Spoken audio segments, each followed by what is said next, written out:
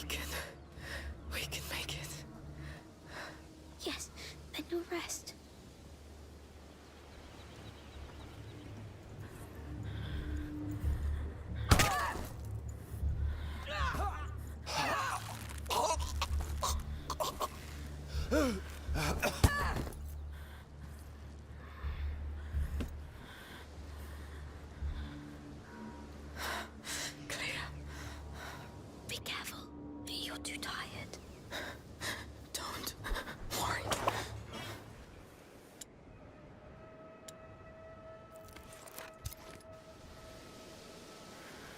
Sound.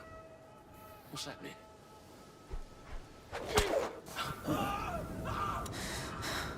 Don't. There are too many. That's what it is. Out of our way. Please, be careful of your head. I'm fine.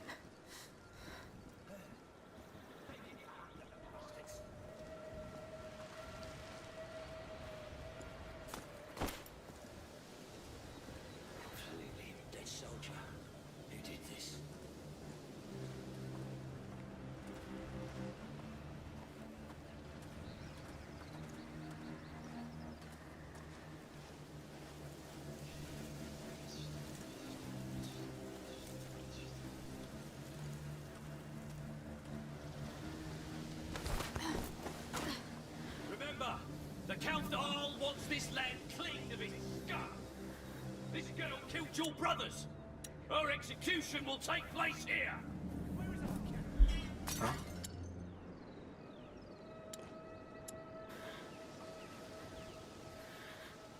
What's making that noise?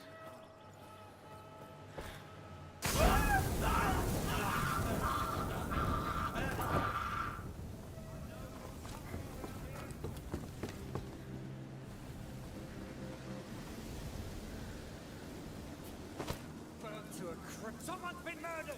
Look sharp! It's them! They did this! I'd better have a look over there.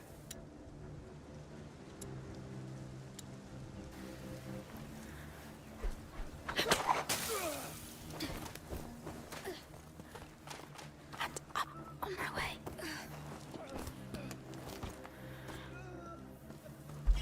Over there! Hurry!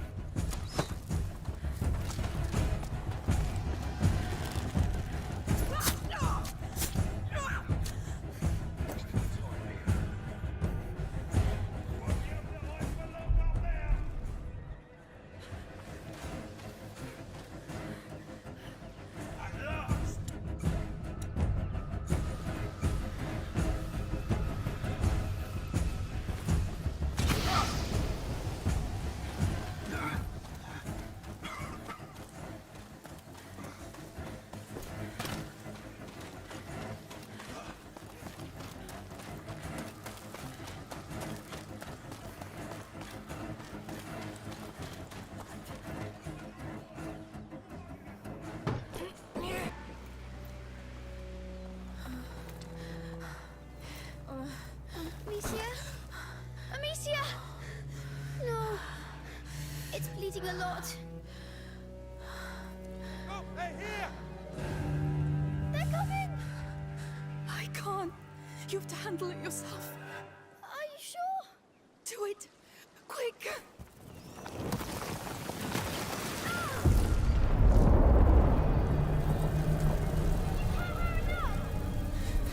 Keep control. Hugo. Everyone be careful. You're too tired. Don't worry.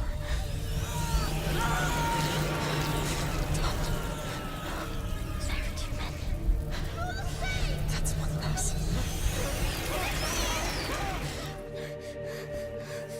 Hugo? Hugo? What's wrong? What's wrong?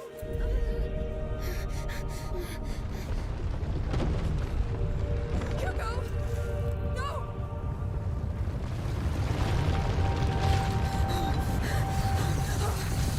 Oh, Lord. Lord.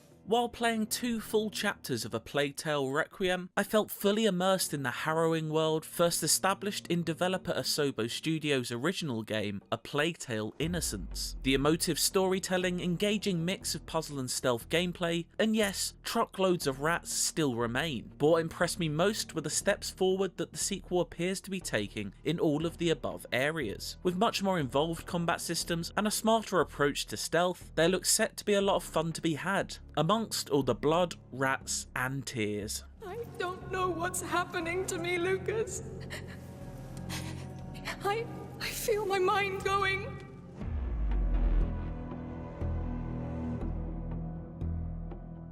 Requiem picks up 6 months after the events of Innocence, with siblings Amicia and Hugo looking to put the horrors of their first adventure in 14th century France behind them. If the original Plague Tale was centred on the loss of innocence for the Darun children, then the sequel is about them wrestling with the guilt that comes with their actions. The demise of each enemy soldier, and there were quite a few in the short section I played, that comes between Amicia and her objective weighs heavily on her mind. This isn't too dissimilar from her reaction to killing in the first game, but this time around, there are just more dimensions to Amicia with a greater range of emotions expressed, namely, anger. Halfway through my time with Requiem, rage overcame Amicia, showing her in a completely different light than we'd seen before. It was a display of pure violence unseen before in A Plague Tale, but what made it stick in the memory so strongly was the complete lack of remorse on Amicia's part, who snarled as each rock snapped through the air. I'll teach you to kill my men. What is wrong with me? This newfound acceptance for what she believes is a necessary course of action is reflected in the new tools at her disposal. A hefty crossbow can now be used to take down enemies, including armoured soldiers that your sling's projectiles would merely bounce off of. It takes a couple of seconds to wind up. This is 700-year-old weaponry being operated by a teenager after all, but packs a hell of a punch when unleashed. The crossbow bolts can be combined with materials to cause even greater effect, as can any type of ammunition such as rocks and throwable pots. Some of these alchemical mixtures will be familiar to those who played Innocence. Ignifer and Extinguis, which light and put out flames respectively, as well as some new ones. Launching tar onto a burning flame increases the radius of that light source temporarily, providing a potential solution to one of the game's many puzzles. It also has its uses in combat. Lure enemies into a pool of it before setting them ablaze with a neatly thrown Ignifer. There's over 20 different combinations of material and ammunition to play around with in Requiem, and it's made all the easier to manage them with an improved crafting and weapon wheel. Switching weapons is smooth, and the fact that you now have unlimited rocks to hurl at all times is quite frankly a godsend. It's not just Amicia that has new toys to play with though. Her little brother Hugo is now able to flex his special relationship with France's ongoing rat infestation. They're coming! I can't. You have to handle it yourself. Are you sure? Do it. Quick.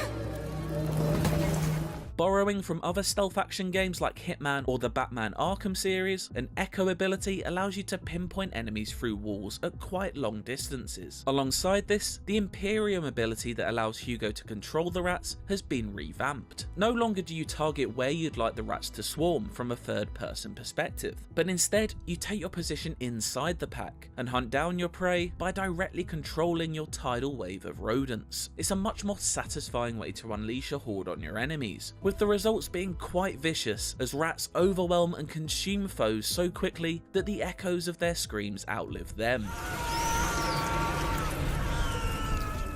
The technical limitations of Innocence allowed for 5,000 rats to be seen on screen at any time. With Requiem, those shackles are off, with the tech impressively allowing for more than 300,000 to surround you at any moment. At its core, the stealth combat and environmental puzzle gameplay loop of A Plague Tale: Requiem is largely similar to its predecessor, but there are improvements across the board. Requiem allows for a lot more experimentation in its combat situations than Innocence ever did, and its new, much larger arenas only encourage this. Stealth games are at their best when they make the player feel smart and in command of an encounter. The small, often corridor-shaped linear sections of Innocence never really offered this, but some of Requiem's combat locations are cavernous by comparison. There now feels like there are numerous interesting options in each area, rather than only one way to deal with a group of enemies. The influence of The Last of Us was clear to see in Innocence. These larger combat areas and the way you slink around them reminds me heavily of 2020's Part 2. Some of the annoying quirks that can take you out of a stealth game have been smoothed out in Requiem as well. Mercifully, one-hit deaths are no longer inflicted on Amicia outside of specific scenarios, allowing for you to endure a little damage before taking cover and healing.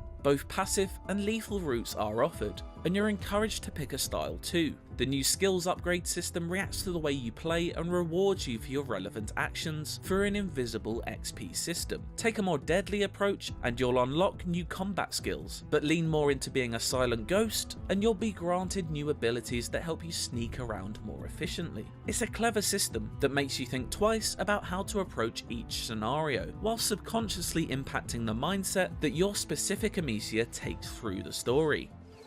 These look like teeth. It's a two-teeth island.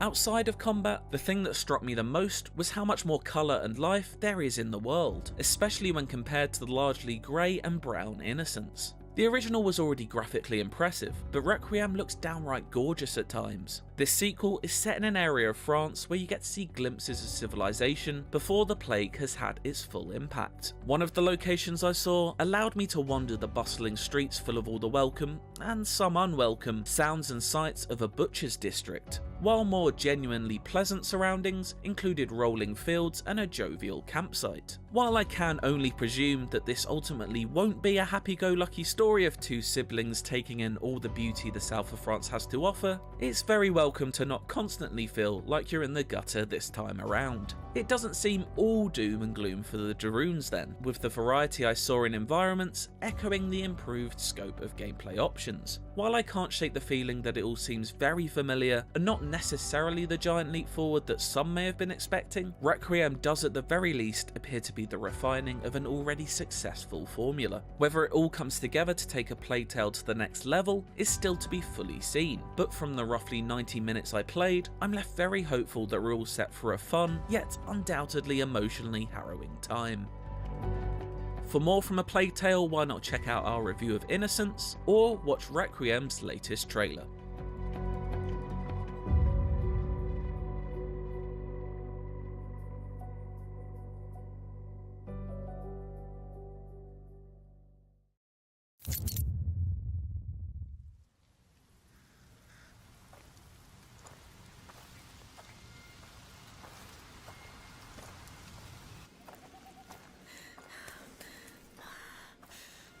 Stay here and patrol. Report if you see one bloody rat. I knew it. I knew it. All right. Move, quick. Far across the sea, an island calls. Nothing ever stays nice. It always turns bad. Things aren't always nice. You can change them. How? The way we always do. We fight. How far will you go to save the ones you love? A Plague Tale Requiem picks up a few months after the end of Innocence, right around the first days of summer. Amicia and Hugo are headed south, along with their mother Beatrice and the young alchemist Lucas, reaching places still spared by the devouring plague, the raging wars, and the rabid rats that are running rampant in the north. Is that a fair? Beneath the warm sun of 14th century Provence, the Darunes are almost able to enjoy a normal life. You're great! Yeah! But for a recurrent dream that Hugo has been having of a mysterious island that calls him. These look like teeth. It's a two-teeth island. How come nobody noticed their disappearance? Maybe nobody cares. Maybe.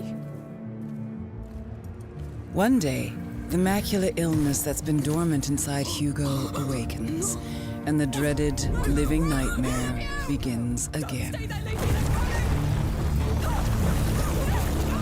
In the wake, Amicia finds herself with no other choice but to trust her brother's dreams and head further south towards the elusive island before he's consumed by the terrible macula affliction. The bite, yes. They've locked the arena down. They let them die here. It's starting all over again. Her mind is made up. She will find a cure in what dreams and prophecy may hold. Get used to it. With almost no one they can trust, This is your life now. Amicia and Hugo must traverse land and water as restless forces stand against them. Amicia, you all right? After the events of last winter, Amicia is hardened, experienced, and when backed against the wall, can be surprisingly resourceful. With several new tricks up her sleeve, she is now able to freely choose between striking from the shadows or unleashing hell with a variety of equipment and tools.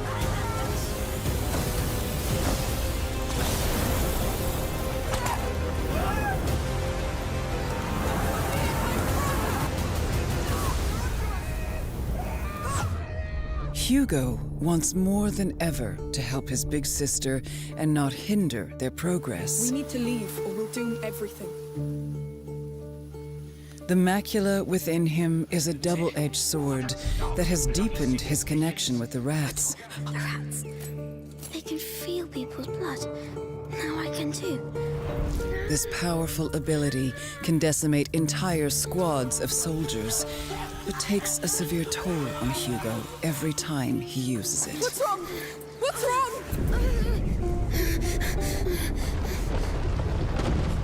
Thankfully, their journey brings not only hardship, but also unexpected friends. These colorful characters help the Darunes carry their terrible burden, It's not my first time. while offering unique skills and resources to bring them closer to their elusive goal. Move as soon as he's gone. It never lost. Got it. For Amicia and Hugo, the road ahead will test the limits of what they can endure on all levels, and just how far they're willing to go. Reaching the island is only the first step to truly understanding the terrible affliction that's stricken their family. As the lines between reality, fantasy, and fate dissolve, keeping it together and finding the cure to save Hugo will be nothing short of a miracle.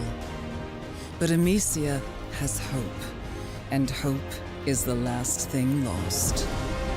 Others are burned in it. If you kill, be ready to be killed. No! No, no! A Plague Tale Requiem releases October 18th on PlayStation 5, Xbox Series, PC, and Nintendo Switch.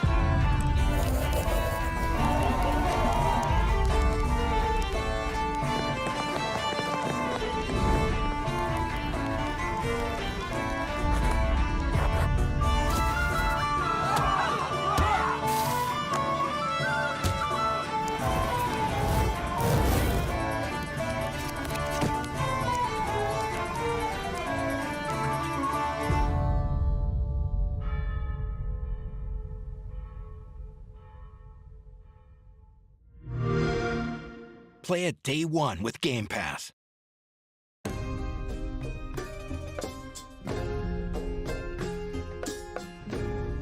Pentiment is a narrative adventure game set in 16th century Bavaria, which is part of the Holy Roman Empire. You play a character named Andreas Mahler, who is an artist working at a Benedictine abbey. He gets involved in a series of murders and scandals and tries to unravel them over a period of about 25 years. The name Pentiment, it is specifically referring to paintings in which there's an older painting underneath the painting that you see on the top. And if you scrape away the top layer, you see what was left behind. This has a bunch of significance. Obviously, you're playing a painter, but also it has a lot of significance to the idea of history kind of being covered and uncovered over time. When I saw narrative-driven games with really distinctive art styles, I was inspired to make a historical game that focused on the unique art style of the early modern period that was really driven by the relationships between characters and the stories that played out over time.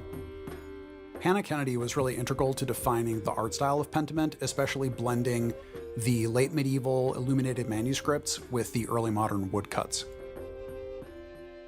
Yeah, so there's a lot of major points to solve and kind of marry between wanting this to be a true to the history, true to the feel of the source material that we were referencing as far as the narrative, but also thinking about the types of games that were like what we imagined we wanted as far as a gameplay experience.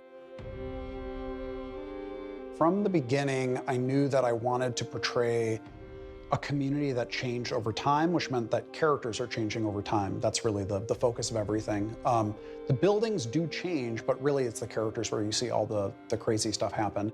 Kids that I had become attached to because it's a 4-year-old and we designed them to be a 4-year-old and then they're getting married and then I felt a weird like emotional reaction to that because I'm like, oh, baby's all grown up.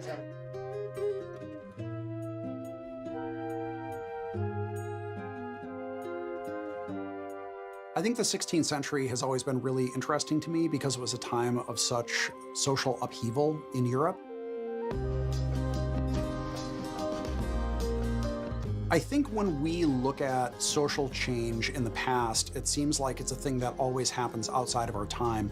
But right now, I think we're maybe more aware than ever that social change is happening constantly, and people are always struggling with it. It's always a difficult process. And so I hope that by looking at people from the past, we can see that even though the setting might be different and the specific issues might be different, ultimately, we always struggle with social change.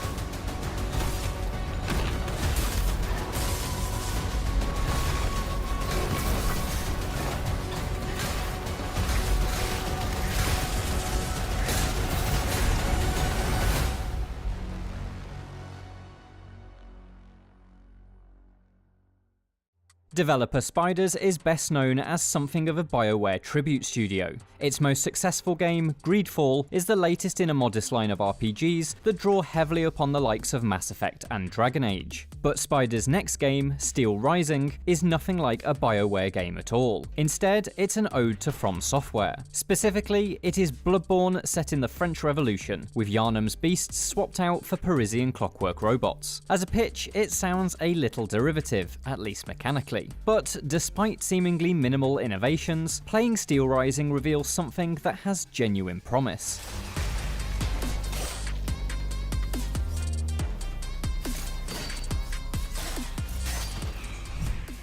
At a recent hands-on event, I was able to play around 3 hours of Steelrising, which covered the opening locations and the first major boss. Playing as Aegis, a clockwork automaton ballerina turned bodyguard, I explored a small variety of twisty rural village and Parisian city locations that knotted themselves together with shortcut routes. As I tore apart robotic enemies with blades and bullets, I collected Anima Essence, a resource that I could use to upgrade my stats and improve my weapons, provided I didn't lose it upon death.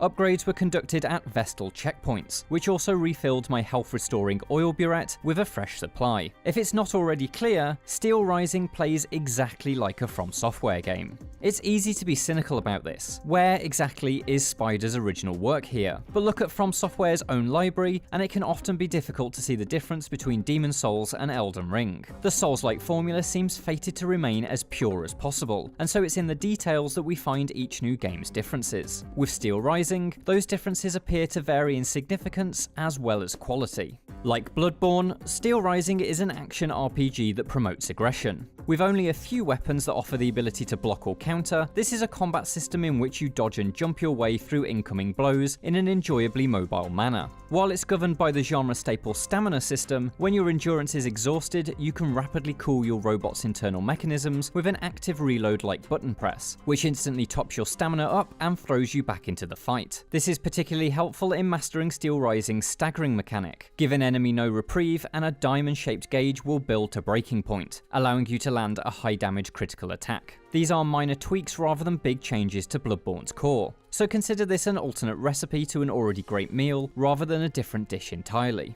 Across my 3 hours, I discovered this combat core can be expanded upon with a range of weapons that influence small variations in playstyle. A pair of metal corrugated fans can be used to slice apart brass baddies, but slam them together and they become a shield for a more defensive approach. A better offense can be found in the dual-wielded falchion and saber, which sends Aegis pirouetting through the air like a deadly tornado. For longer range engagements, a pistol can fire a volley of freezing alchemical bullets that disable enemies and open them up for a brutal melee. While I eventually settled on the falchion and saber for the final half of my demo, I was eager to experiment with each and every weapon I found, and discovered something to like in all of them. The fun of them helps overcome what I foresee will be Steelrising's main combat problem: rhythm. It is notably choppier than its apparent inspiration, with your actions never quite flowing together with the same fluidity as the best Souls-likes. More than anything, this highlights Steelrising's significantly lower budget and holds it back from being a true peer of From Software's catalogue. And yet, this never bothered me across my hours of play. Enjoyably goofy enemy designs with well-drawn attacks, from fire-breathing metal snakes to walking electrified battering rams, keep combat consistently fun, if not smooth. The fiction also helps to do a lot of lifting. Since the enemies are all robots, their jerky movements, frequent pauses, and stiff, exaggerated wind-ups feel in keeping with their nature. Aegis is thankfully a much faster automaton, and while her animation transitions could flow better, her speed and ability to swiftly dodge around enemies ensured that her mechanical movement never felt to my detriment.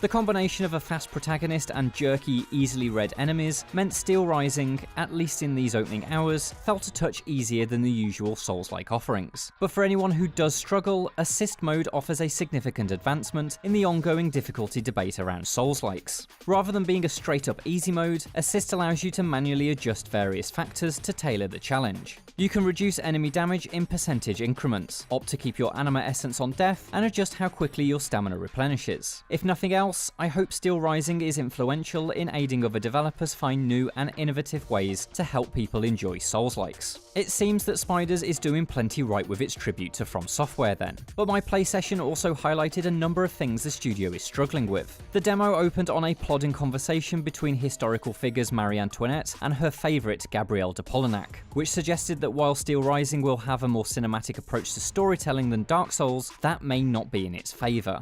Its environmental storytelling may fare no better. While I enjoyed that the world displayed the hallmark Souls-like design where all roads eventually lead back to a central checkpoint, I found little to be truly fascinated by on my travels. Aside from some notes left by long-dead NPCs, the few areas I explored felt more like maze routes than an actual country in the midst of a political upheaval.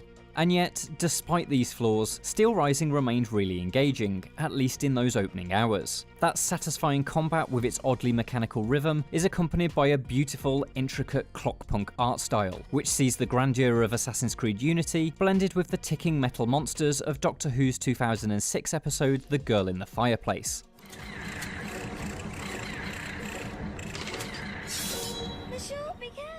Aegis herself is a mechanical marvel, her weapons elegantly sliding out from body panels like a Renaissance-era Robocop. Treasure chests click and whir as their mechanisms pop into place, and the Vestal checkpoints clatter as their cages rise out of the ground to reveal the chairs that upgrade Aegis's abilities. Despite its clearly modest budget delivering something that's far from a technical powerhouse, Steelrising powers through to deliver surprisingly good looks. It was in my final task of the demo, a fight against the gargantuan Bishop of the City, where I could see all of Steelrising's best ideas come together. The boss itself is an amusingly tiny cleric piloting a massive rolling pulpit, basically a Catholic weeble. It's armed with a colossal Bible on a chain, swung in heavy arcs that are easy to dodge, but lethal if you get complacent. The ball it rolls around on is impervious to damage, meaning you have to leap up to strike at the little bishop himself. That demands burning plenty of stamina, and so using the rapid cool mechanic to regain stamina is vital to chaining together the leaps, attacks and dodges required to bring down this mechanical menace. It's the combination of meshed combat systems and absurd alt history fiction that makes Steelrising endearing to me, despite its struggles.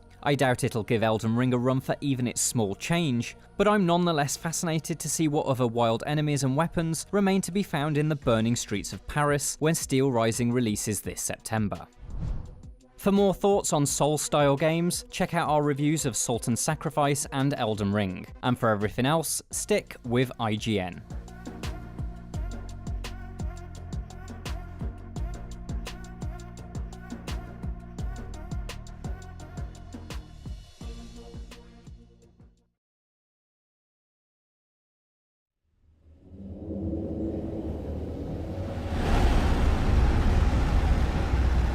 The city of Tertium is under attack. My city. A dark tide of chaos is rising. Our best fighters are falling.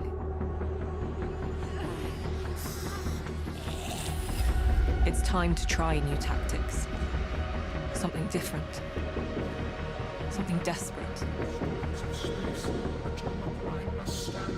We take you, the outcast and the criminal, the lost and the damned, because you have nothing left to lose.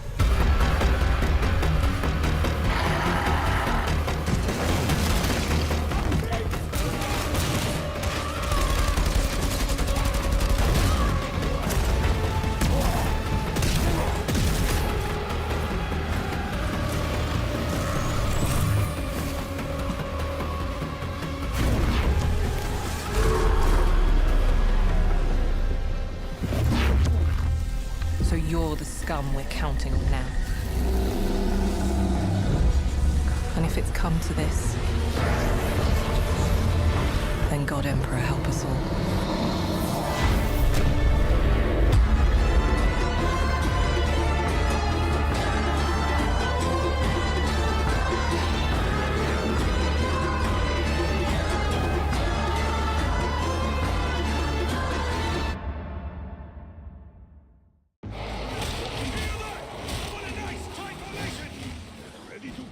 Warhammer 40k Darktide is really actually coming out on September 13th, making it one of the few next-gen Xbox exclusives that Series X owners have to look forward to this fall.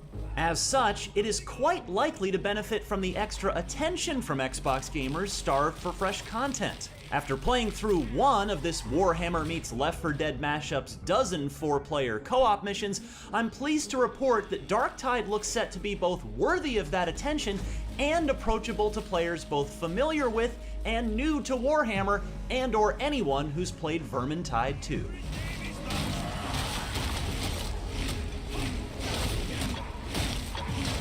The mission I played took 30 minutes to complete and was set in a tank factory, though the developers at Fat Shark told me that most of the other missions are set in different areas of the Hive, allowing for plenty of environmental variety. The fantasy-kissed steel mill looks serve this stage well, though, thanks to impressive texture detail, distinct player character models, and a frame rate that held 60 on the PC build I played even as hordes of monsters poured into the combat encounter. I'm not kidding about the distinct character models. Each player is unique. I tend to favor tanks in class-based games, so I felt right at home in the boots of the Ogryn, a hulking brute who literally towered over not just most of the bad guys, but also my fellow heroes as well.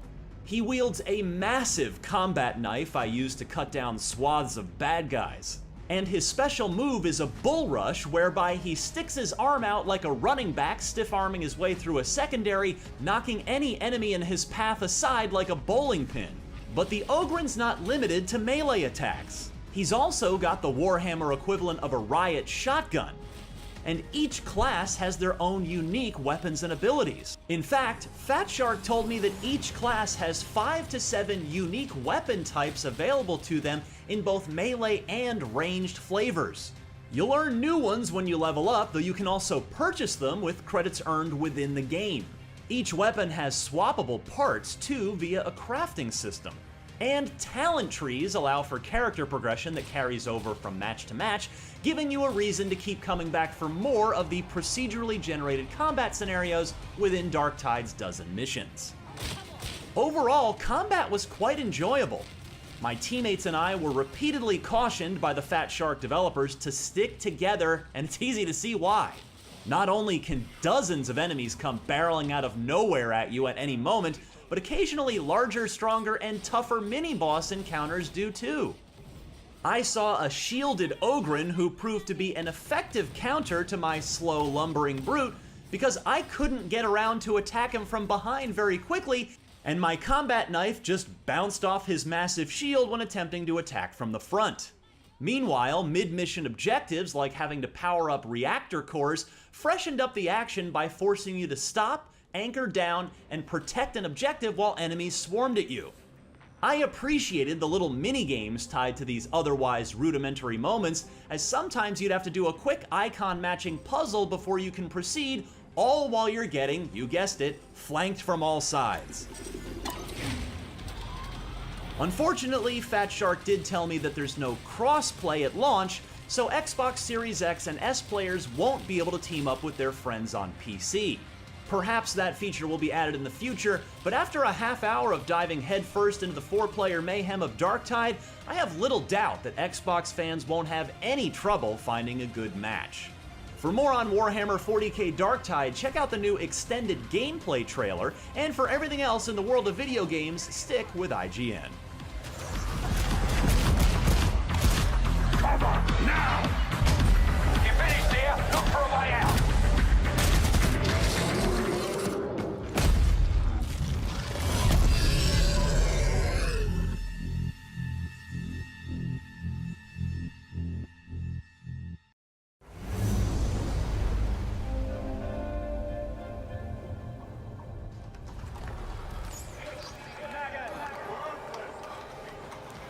Society has rules.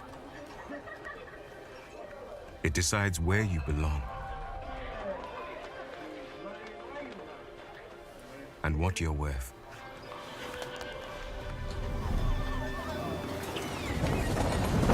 But you can chart a new course.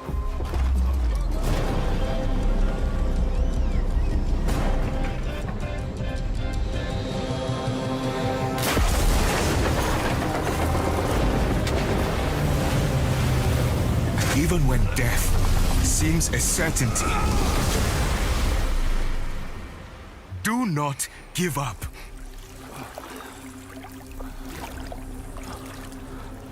On the shores of a new world,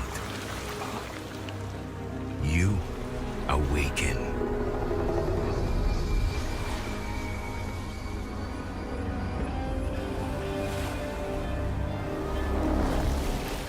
More determined than ever to carve a life of your choice.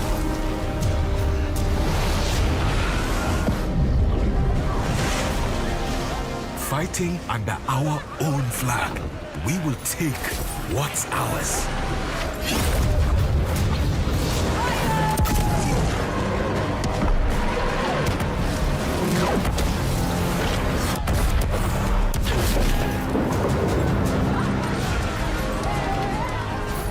Together, we will take on the world. Society may have rules, but today, you decide where you belong and what you're worth.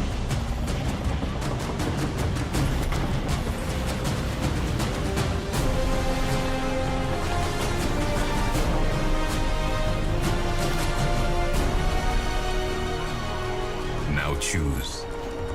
Will you live as pawns or die as pirates?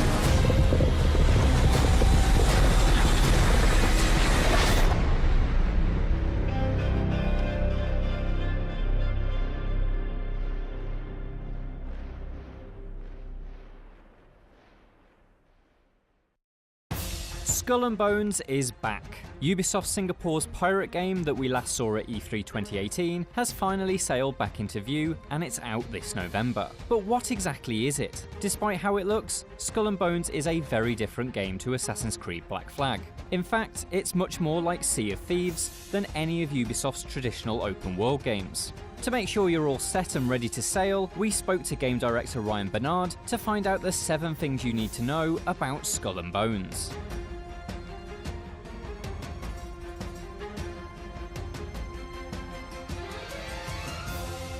Unlike most of Ubisoft's open world games, Skull and Bones does not have a campaign. We do have pivotal characters or kingpins in the game that you'll meet in your journey through the game, and they will have bits of story and background that you will be able to do with jobs or the contracts with them. But it is definitely not a storyline driven game. You don't finish Skull and Bones and have a credits and a cutscene at the end, so it's something we want to perpetuate as a live game for years and years to come. Instead of a storyline written by Ubisoft, Skull and Bones' story is one you make yourself.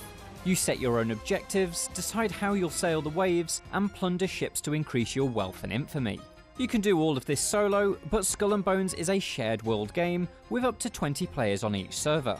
You can team up with those other players, or hunt them down, sink their ships, and steal their treasure.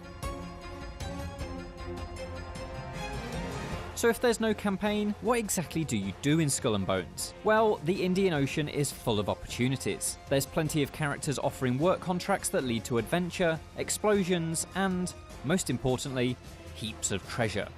We want them to be pirate-oriented, so it's about bringing some dangerous contraband to different places around the world, or going after and taking out named pirates that are causing trouble for one of the kingpins, or plundering one of the settlements to get a certain item. So generally they fall into categories of getting things for the pirate that wants those things, or taking things from one place to another for them that's very dangerous along the way, and you can't lose it or you'll end up paying the consequences. As you explore the ocean, you'll discover trade routes, hidden islands, and enemy armadas. Each one is a new opportunity to fill your hold with booty and raise your infamy. And the more infamous you become, the more you'll be respected by the world's characters. Infamy is Skull and Bones' progression system. As you increase your infamy rank, you'll unlock the ability to captain more impressive ships and experience the game's higher level opportunities. Your name is a big deal. So how can we work in this risk reward, the progression into something that you basically risk, as they did back in this time when you're taking on activities. So if you sink a big ship or a named ship, people hear about it and your infamy grows. And that gives you access to different pirates wanting to work with you and do deals with you. And that's exactly the same flow that our progression follows. The highest rank of the infamy ladder is your big overarching goal, to become a pirate kingpin and sit among the most fearsome pirates in the Indian Ocean. If you play Skull and Bones, you play regularly and you invest the time, you will reach Kingpin. But Kingpin is where a new type of experience starts, and that can end up being a little bit more competitive. Becoming a kingpin isn't something that happens overnight. You start with little more than the clothes on your back and must work your way up from sea urchin to sailor to scheming captain. Along the way, you'll always need to be aware of Skull and Bones' survival mechanics. At the start of the game, you're left with basically nothing. So you need to craft your first spear, and you need to hunt some sharks or some fish to be able to cook and grill them to be able to feed yourself and your crew, or they'll mutiny against you and toss you overboard. You know, to be a good captain, you need to keep your crew happy, and when they're out sailing at sea, it's hard to run these big ships. So we have a concept called morale, and that will drain slowly or quickly depending on the ship type you're in and how far you are in your infamy. And in order to keep that maintained, you need to feed them. As you become more successful, what you need to do to survive changes. Managing your ship becomes ever more important and challenging. You'll need to keep the hull repaired and the cannons loaded, but also keep your weight in careful balance. It's tempting to loot all the treasure you find, but if your ship is overweight, you'll find it difficult to outrun your enemies. Sometimes it's best to throw some of that cargo overboard for the good of staying alive.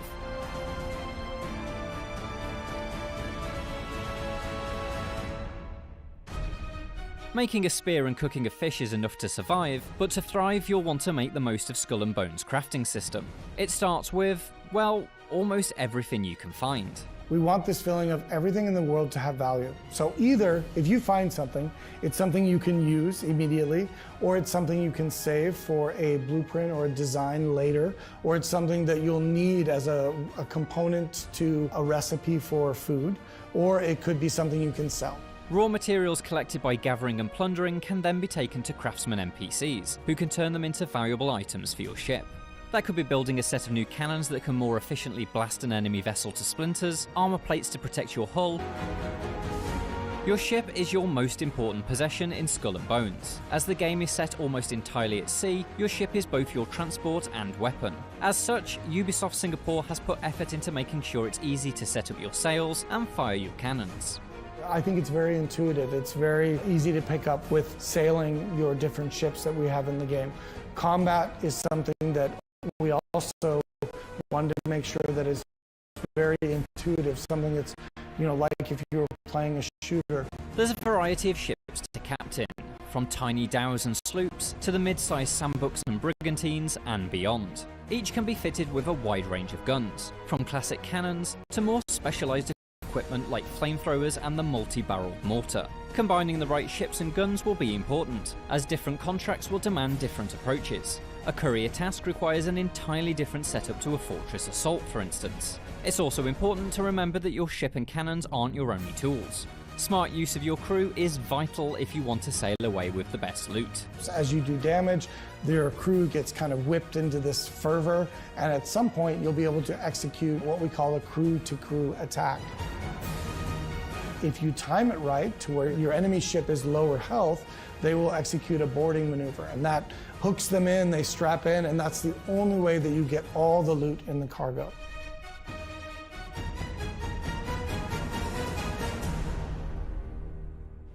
While most of Skull and Bones' world is made up of water, there are locations on land that you can visit and explore. These areas are similar to base camps in games like Far Cry and Assassin's Creed. They are where you'll meet NPCs and other players, take on contracts, craft new items, and build up your fleet. The biggest of these locations are the pirate dens, but smaller outposts can be found scattered throughout the Indian Ocean. So in the dens, this is where you'll have your warehouse, where you will most likely be socializing with other pirates, where you can craft all of your different weapons and new ships and those kind of things, where you can refine materials.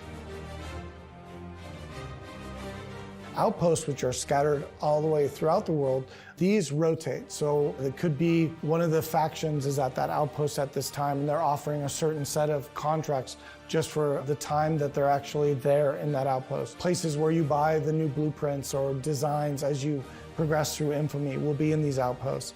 You'll also be able to find some resources. You'll be able to find treasure maps, which are pretty cool in the game. You'll find bit lore that lead to the story. Why is everybody here? What happened? There's a deeper underlying story that it's not a linear narrative, but it's something you can investigate and learn about as a player.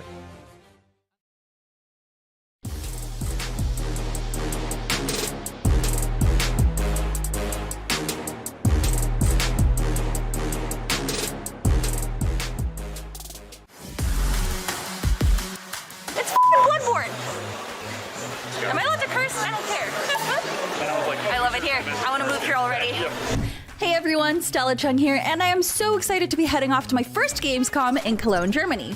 It's a week celebrating the biggest announcements, competitions, and fan gatherings that gaming has to offer, and I have never been.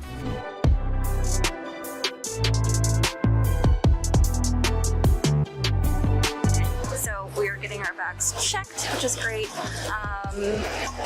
Putting all of my hope in the fact and in the wishes that I don't lose my luggage because it's got all my clothes for the weekend. But if not, I guess this outfit will have to do, so that's fine. Funny story. I thought I could bring my laptop on and play games on that, so I was really counting on that. So the outlet does not support 230 watts. So I had to put internet on my Switch to download Hades, and that took 3 hours.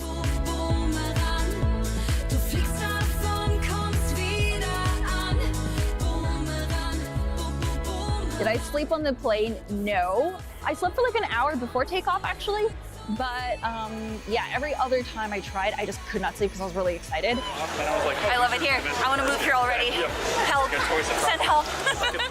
Okay, so this was kind of a last minute add-on that I did not know was happening until like a week before I left for Germany.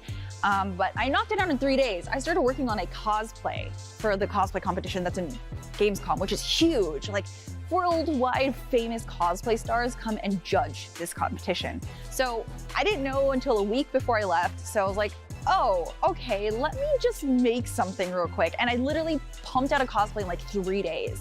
So I worked on something, you know what, I'm not gonna tell you what it is. I haven't played with clay in so long, dude. But I worked on something and it should get here soon.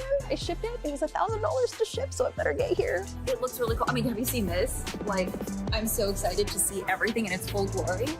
How did I get lost today? How did I get lost? Let me tell you. First of all, Nick. I wanted to go the way we came back. You know, we know that this hallway is here, but he was like, no, someone else gave us different directions. So we went outside. We're lost. I don't even know if we're gonna make it to day one, honestly, because Nick got us lost. So I wanted to go back the way we came. I swear, if we have to go back one more time, I'm gonna lose my mind.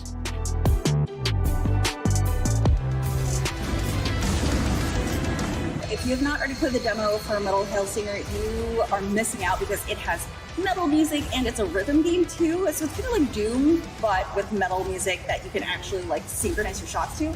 And there's gonna be a free concert here. You don't even need a ticket. So if you're here, definitely go check it out because I think I'm gonna be here for this and I'm super excited. So honestly, seeing the Gamescom IGN studio for the first time made me kind of giddy because I was like, I never thought that I was going to get to this position when I started at IGN, because I started as a video producer, I was just capturing gameplay, and now I'm at Gamescom and like helping host stuff. So seeing that like box, that iconic setup, I was like, holy this is for real, like I'm actually here. I think it just hit me that I'm in Germany. I'm at Gamescom. There it is, it's real.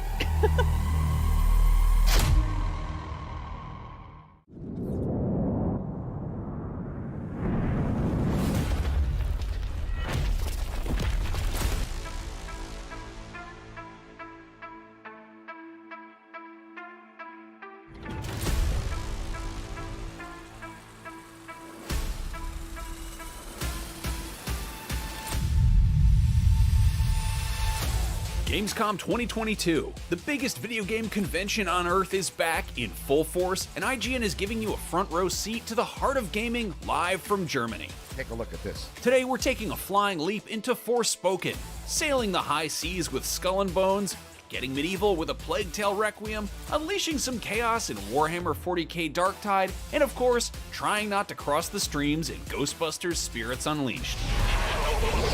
But there's tons more, and we're only just warming up. Day one of Gamescom Studio starts right now.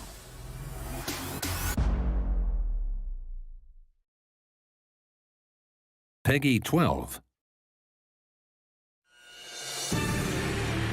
愚かな奴め。組織を裏切ることの意味は分かっているだろうな。私の正体を感じる者はこの世に存在してはならない。去ってしまった者たちから受け継いだものはさらに先に進めなくてはならない。このジョルノ・ジョバーナには夢がある。こいつ以上の覚悟があることをこいつ自身に見せつけるしかねえ。だから要するに尾行されねえで帰ってくりゃいいんだろ。尾行によ。このチンピラが俺を舐めてんのか。ルーのルーへ。じゃあ死ね。覚悟はしてきてんだろ。もう一度よく考える。この世で矢を持つにふさわしいキングは誰か。お前も私の過去を暴こうとするものか。ならば消えてもらうしかない。あんたから受け継いだ運命にびくついて逃げたりもしない。これが私の能力、スパイスガール。私はどうしても知りたい、自分が何者から生まれたのかを。許してはいけないわ。私の心にもこいつは許してはいけないと感じるわ。アリーベ・デルチ。まだわかんねえのか、マンモーニ。兄貴、成長しなきゃ俺たちは栄光をつかめねえ。わかったよプロシュート兄。兄貴の覚悟が言葉でなく心で理解できた。どんな攻撃だろうと超低音は触れればストップできる。逃がさねえ。アホリってどういうことだ。舐めやがってさあこれが本物の超低音だ。ボケがこのふぬけ野郎が舐めてんのか。どう？私だって戦えるのよ。生き残るのはこの世の真実だけだ。決して逃がしはしない。帝王は俺だ。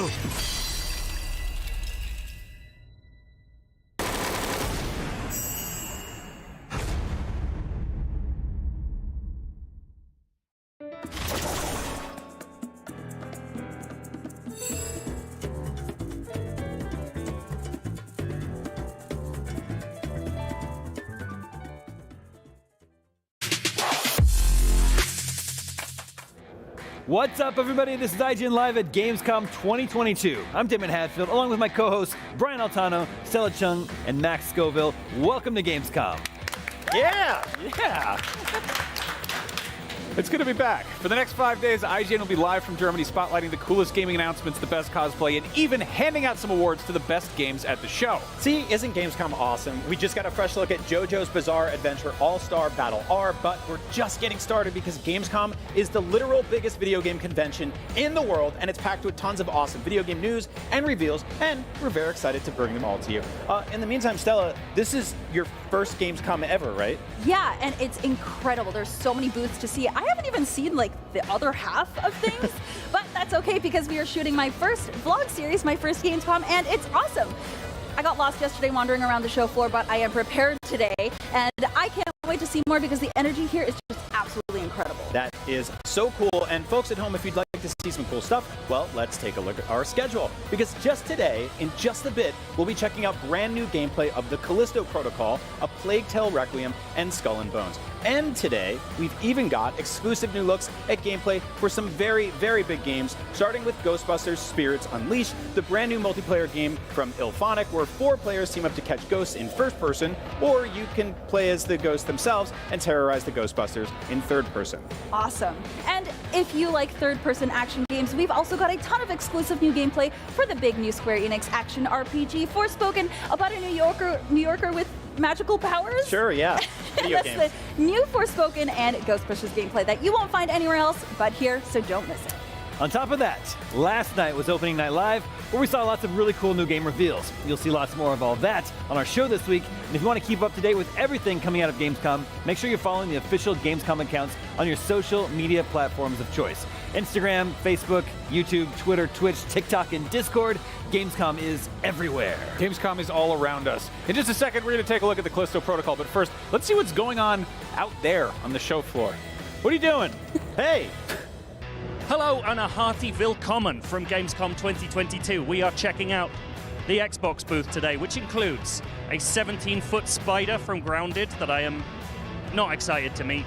But on the brighter side, there's also friendly robot friend Vasco from Starfield. And of course, a lot of games to play, including the one about Pinocchio with a massive sword. So for that and much more from Gamescom, stay tuned to IGN.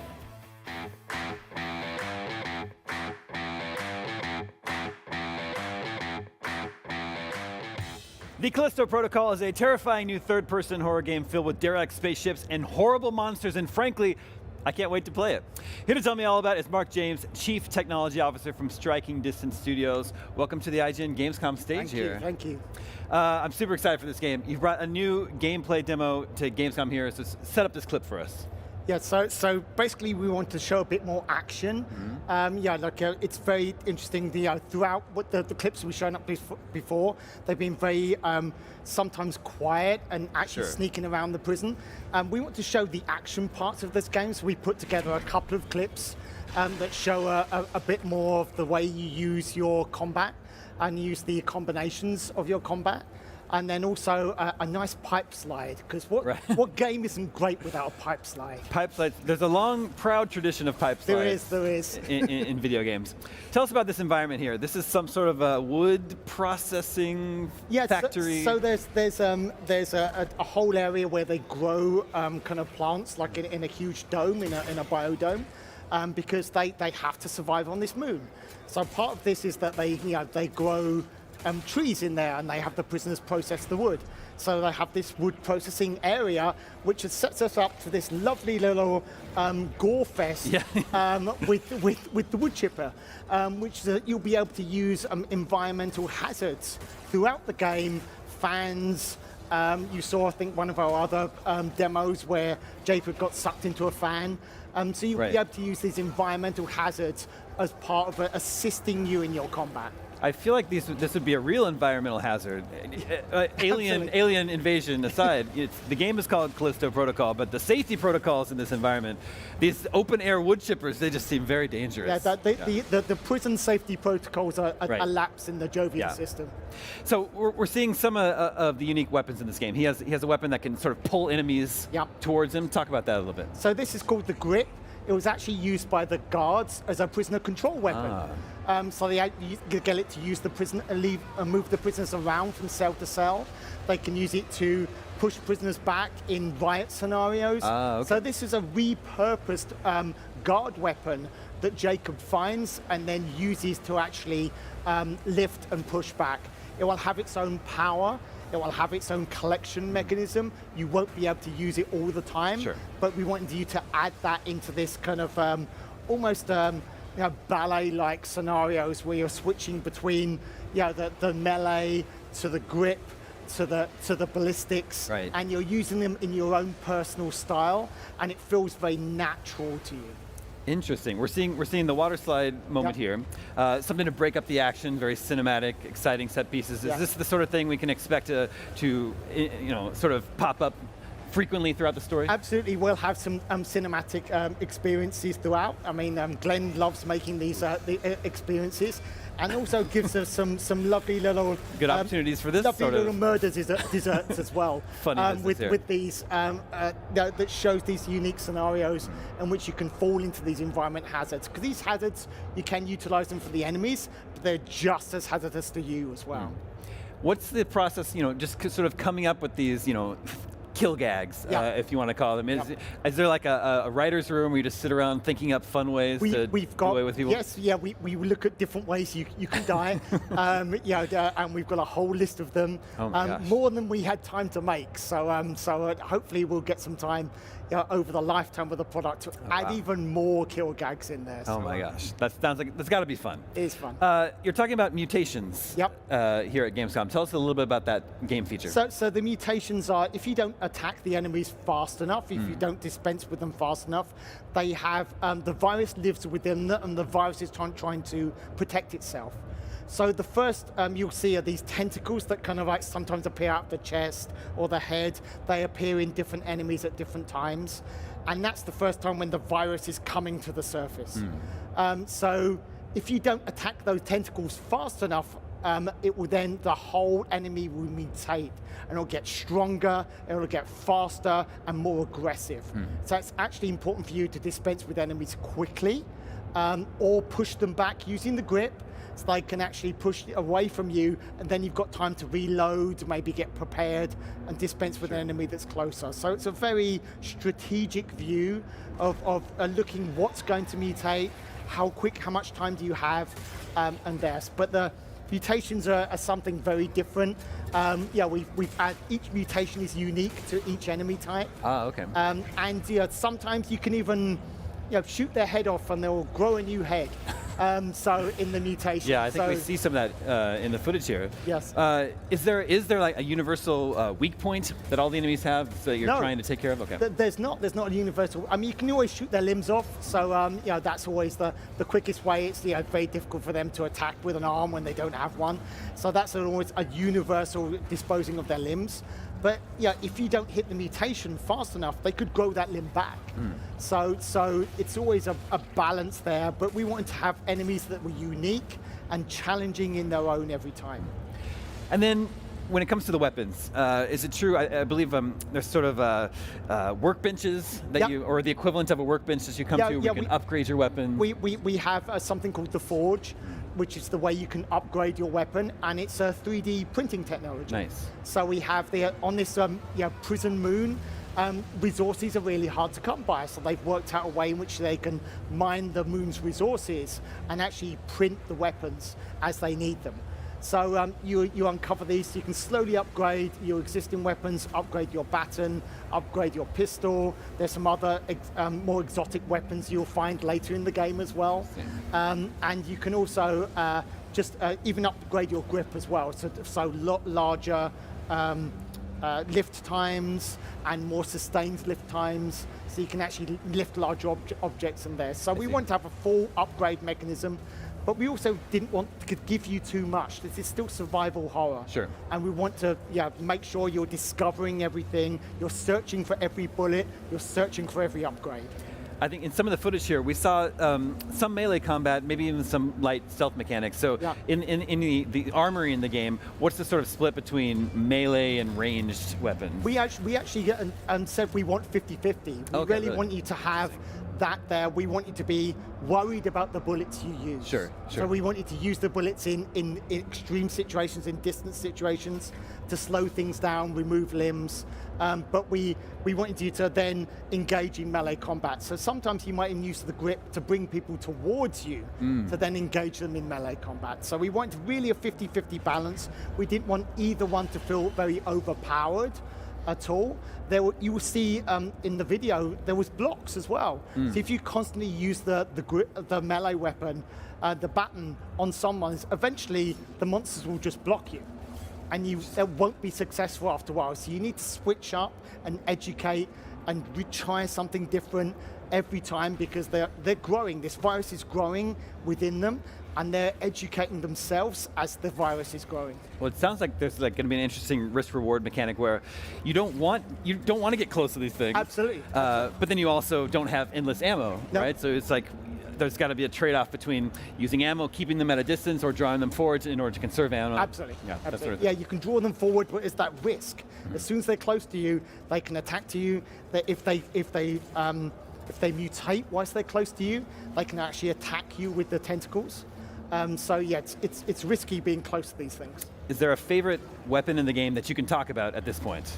I love using the stun baton. Which one? The stun baton. Oh, okay. I actually because I'm a melee player, nice. And it's very interesting to see different players come out within there. So I'm always the guy that's going in and trying to hit something with my big stick every time. Oof. So well, I'm looking forward to hitting things with the big stick later this year. Callisto Protocol, I'm super excited for it. Genuinely, it's one of my most anticipated games. So thank you so much for coming by the show today. Thank you very much.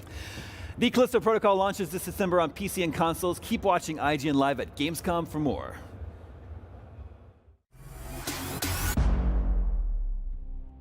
If we had no rat, we had no game, so we started with the rat, and when we were pretty sure that it was possible with 1,000, something like that, we said, okay, we have something, we can work on everything else, so we've started with the rats even before the characters. A Plague Tale is nothing without its rats, like game director Kevin Chateau said. If we had no rat, we had no games. But how did the team at Asobo go about creating their unique rat tech for Innocence? And how have they pushed it further in its sequel, Requiem?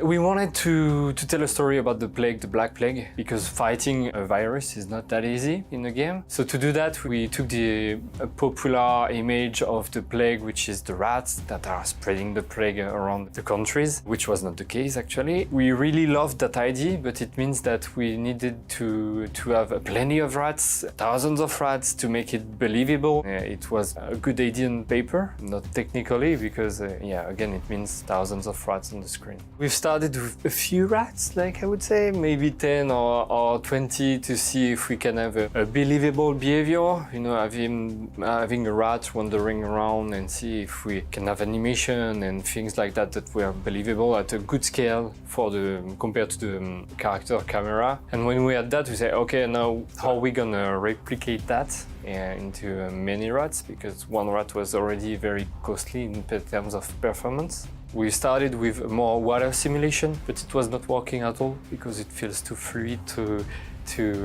like a particle, not a rat anymore. We've reimagined everything built up on what we've done with the gameplay to have a more authentic feelings. We've watched a lot of mouse or rats invading farms, strangely pretty close from how they can behave when they are in mass.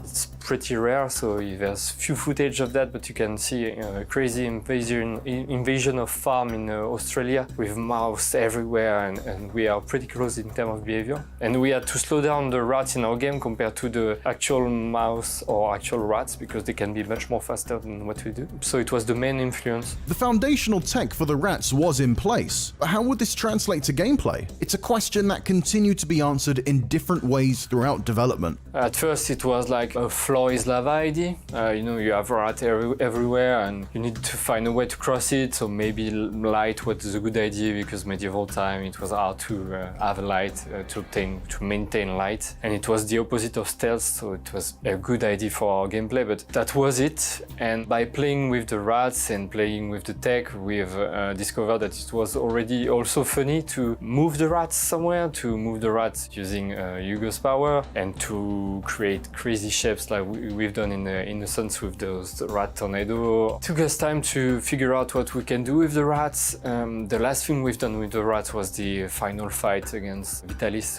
which was already pretty crazy and pretty last minute, I would say, in terms of development. But it was already building foundation for what we've done on Requiem, and it was just to try to prototype that on the end of Innocence, to see if it was a good tech for the second game. But the team wanted to push it further in the sequel. Not just content with controlling the rats from afar, their dream was for the player to become one with them. We wanted to assume what we've built up in the first one, so Hugo is able to control the rats, and it's not something that we will deny in the second one. But still, when Amicia is alone, the rats are not friends, not at all. And when she's with Hugo, Hugo is able to control the rat, but for a limited time, and it's dangerous. You will discover that. Right now in Requiem we have much more than 300,000 rats on the screen, which is a lot compared to the 5,000 we had in Innocence. So we pushed the tech further and further and further. So it's quite impressive right now. They have their own behavior that is shared among other individuals. As I said, 300,000 AI, different AI. Their behavior is shared amongst few to optimize, but basically they have their own behavior. So you can isolate one rat and having him behave normally. You can take 10 and they will behave differently from each other. I think it was like the team idea day one. Okay, a rat control like that it's cool, but it's not as cool as being the rats. It was something that we had in mind for the first one, but no time to develop it. Starting the second one, it was the first discussion about the game design. Let's control the rat and move them around. It will be crazy fun, and killing people directly will be much more visceral than distantly. Without the specifically designed rat tech, there would be no Plague Tale. It's the engine that drives the whole machine, and something Chateau remains delighted with how it came together. I'm proud of everything because it's a complicated tech really based on engineering stuff that you need to understand as a designer, as a game director, as anyone in the team to really take advantage of it. So when you see it in the levels, I think it's a huge achievement. So yeah, I'm proud of everything. 300,000 rats may seem like a lot, but there are grander ambitions at Asobo. When asked where we can go next, Chateau responds with a chuckle. I don't know, a million, I guess. For more videos like this, make sure to check out our Plague Tale Requiem exclusive hands-on preview.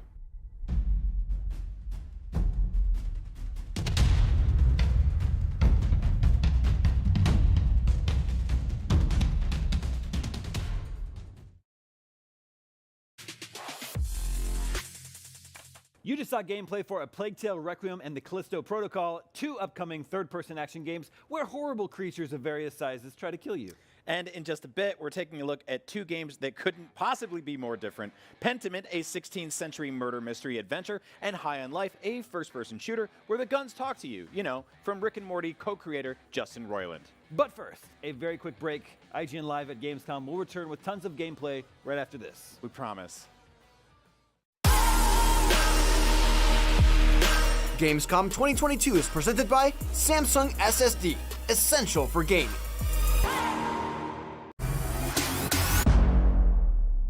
The only thing better than listening to IGN podcasts is watching them. Luckily, all your favorite weekly shows are here on IGN One.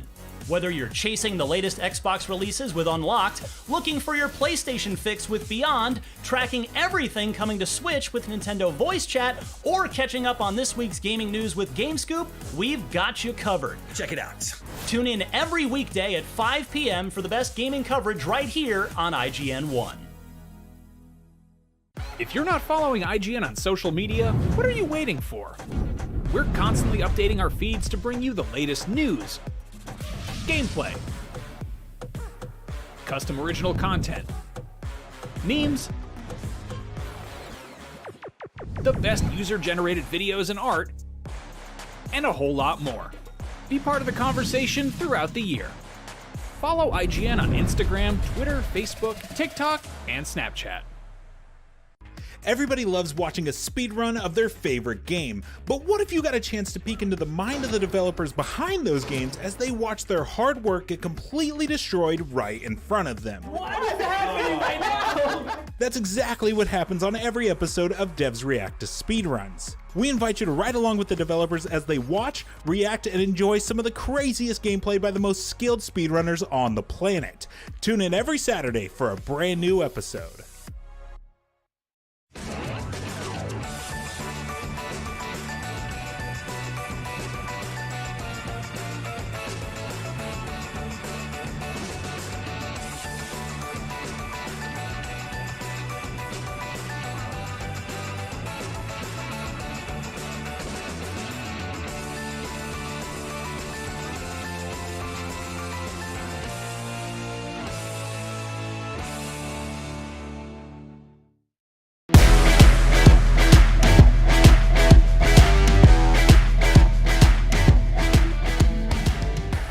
The First Descendant is Nexon's new co-op action RPG shooter made in Unreal Engine 5 that transports players to a sci-fi world where they will unravel the secret behind the Descendant's power across various missions and raids in single-player and multiplayer.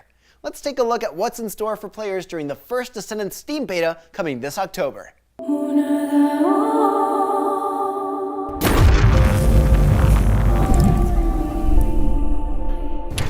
We always ask questions.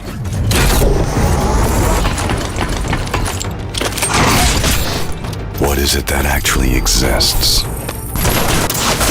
Where does the origin come from?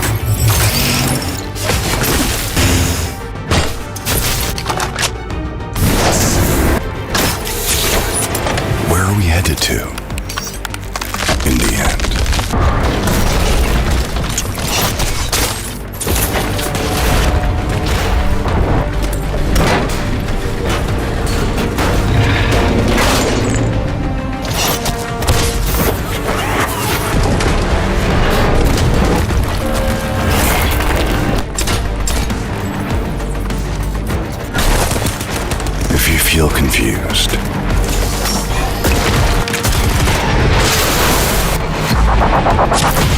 Just reload your gun.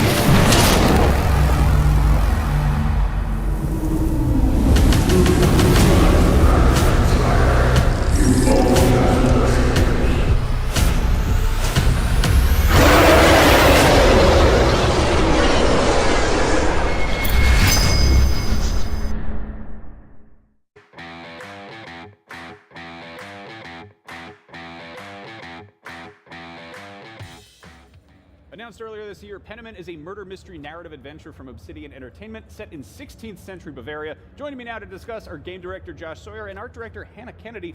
Welcome. Hello, thank you. So Josh, this is a game that you've been kind of kicking around and pitching for a pretty long time.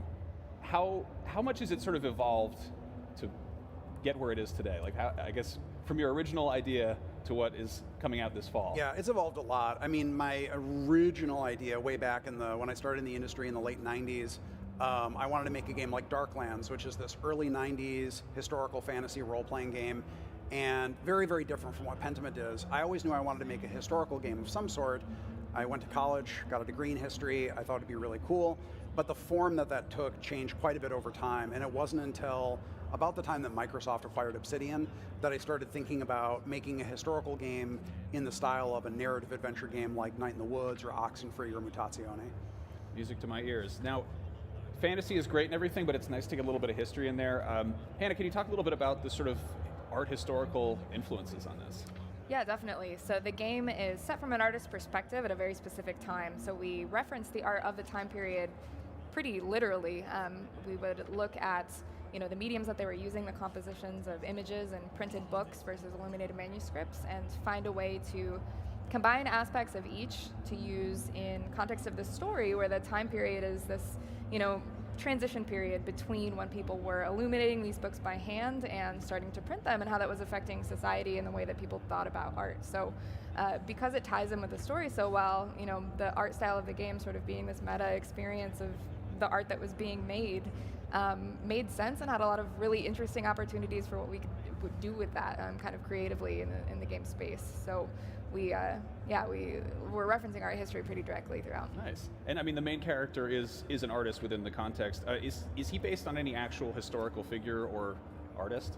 Yeah, I mean, we were referencing Albrecht Dürer's self-portraits pretty specifically. It was a fun sort of, there were a couple artists of the time period to explore, but he has a lot of images of depicting himself, which is an interesting thing. We don't have photographs of people from that time period, so that's really the only evidence we have of, how they thought of their own image, what their own ideal self would be, and he kind of fit the age and the time period in them. It's Durer. He's fun. Yeah. Yep. Do you get to do a rhinoceros from someone's description of it at any point? No spoilers. Now, what's interesting about this is it's set over the course of 25 years, which I feel like is the kind of scale of a narrative you'd see in a novel, but it's kind of unusual for games, which they often sort of hand wave the passage of time. I guess, can you tell me a little bit about the pacing or sort of how that unfolds? Yeah, so we were referencing, or in my mind I was referencing a Tarkovsky film called Andrei Rublev, which is about the titular character is a Russian monk who illuminates icons, and it's about a big section of his life over many, many years. And I thought it would be interesting to see not only one character kind of changing over that time, but also society and one community changing over that period of time. Because the game is also about a time of change. The early 16th century in the Holy Roman Empire, the Reformation was going on, the German Peasant War was happening. So there's a lot of upheaval, and seeing a community and an individual go through that change, I thought would be really interesting. Now, your sort of reputation is for games where there's just consequences have value and weight. Can you tell a little bit about sort of without spoiling anything, I guess some of the cause and effect at play here? Yeah, I mean, one of the most notable things, because it's kind of the most obvious, is each murder that happens, there are multiple murders that happen that you investigate. Each murder that happens has a number of suspects that you can investigate, and they all seem equally plausible depending on how you look at it. You're not a real detective. There isn't a court of law that you would understand in a modern context. So when you kind of hand someone over as a suspect, you're kind of just using your best judgment, and we don't tell you who the real murderer actually is. It's whoever you really accuse of it. And when you do that in a small community, people understand that you're the person that put that, this is someone's friend or father or, comrade. And so people react to that. You see changes within the community and also people's relationships with you. That's the most notable one, but also we try to do smaller tracking of little interactions that you have with people where they note the way in which how religious you are or how impious you are, and that will affect their opinions of you when you try to convince them to do things in the future. And that can actually be seeds that are planted 25 years in the past that then come to fruition much later. Is it possible to just like totally screw something up? I guess what is losing at this game look like? Is that a thing? Not really. It's mostly about making the best of a bad situation and seeing what the consequences are. It's not really about, you're never going to see like a game over screen. It's not really trying to speed run it, you know. No, you're making choices within the story and seeing the consequences of it. Even the things we have that are mini games are not there for challenge. They're there just for kind of immersion in the story. So it's meant to be very light and easy. It's really there for the experience and the vibes. Just playing through and seeing how things go. Nice. Now, Hannah, I love the aesthetic. Was there ever a moment where it looked more like your shirt, where it's like more of the just black and white woodcut? Yeah, I mean, we had a lot of exploration in the initial sort of experimentation with what we ended up with, but black and white was never in isolation something that we considered, I don't think, because it just would have been, clarity-wise, really, really difficult to work with, and because we were merging these two styles, where we did want to also reference the illuminated manuscript sort of look, the painterly look, that would have been very stark to transition between the two. So we have, some characters that are done in the more woodcut style, and you can tell the lines are thicker, it's a little more geometric, they're more modern in context of the story, and then with the older characters, especially in the first act, you'll see these crusty old monks, and they're done in this very painterly style, and even as they age, you'll notice the paint start to fleck off them a little bit, which is a fun little. I love it. Well, one request, please do a Hieronymus Bosch game next. That's something I would very much like. Pentiment comes to PC and consoles, or Xbox consoles, this November, which gives you just enough time to brush up on your art history and mystery-solving skills, and there's plenty more Gamescom 2022 on the way.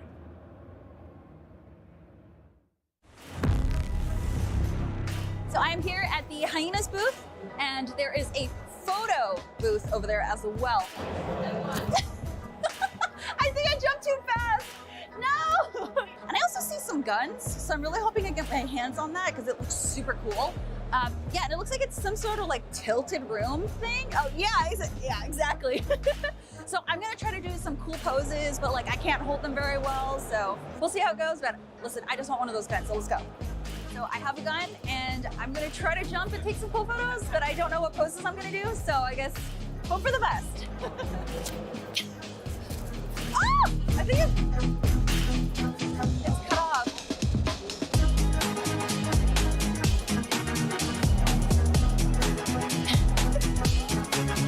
Yeah. Ooh!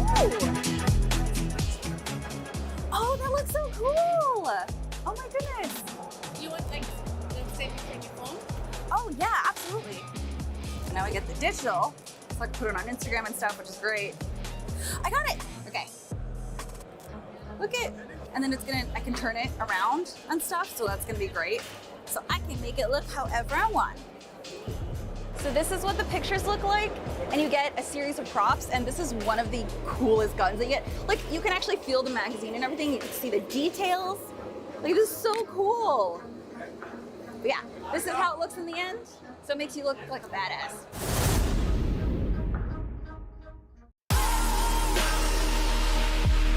Gamescom 2022 is presented by Saints Row. Be your own boss and take control of Santo Alesso. I'm Akeem Lawanson, and this is What to Watch on IGN 1. It's a weekly show where we check out the latest and greatest in trailers, reviews, and everything else in the world of entertainment. Tune in to new episodes every Friday at 9 p.m. on IGN 1. IGN is your go-to for the latest and best in games, movies, and television. And with over 50 million IGN subscribers, you're in good company. Oh, we're shooting turkeys. Thanks to your help, we've raised over $100,000 for charity. Brought you and creators the world over together for events like Gamescom and DC Fandom. Brenton Thwaites here. I play Dick Grayson. And made your voices heard. You voted almost 30 million times in our best video game of all time and Super Movie Madness tournaments, and posted over 40 million times on IGN's message boards. The chat must flow. Catch our unending stream of up-to-date news and so much more over at IGN.com or subscribe to IGN on YouTube. And check out IGN Games and IGN Movies and TV for deep dives into your preferred pop culture. Plus, IGN guides to get help on veritably any game from our team of experts. No matter where you are, IGN.com, YouTube, Twitter, Facebook, or Instagram, IGN has you covered. Hey you! Yes, you! Do you have FOMO? Fear of missing Gamescom? Relax. Gamescom is everywhere you want.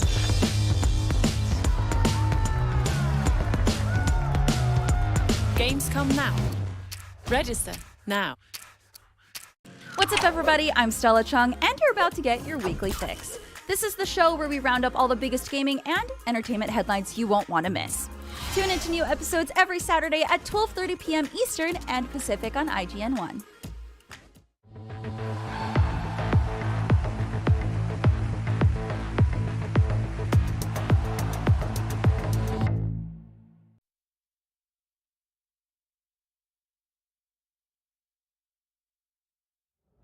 Welcome back to IGN Live at Gamescom. Earlier this week, Jeff Keighley's opening night live officially kicked off Gamescom with some big new game reveals. One of the most interesting games was Where Winds Meet, a bold new third-person action game with some awesome twists on the genre.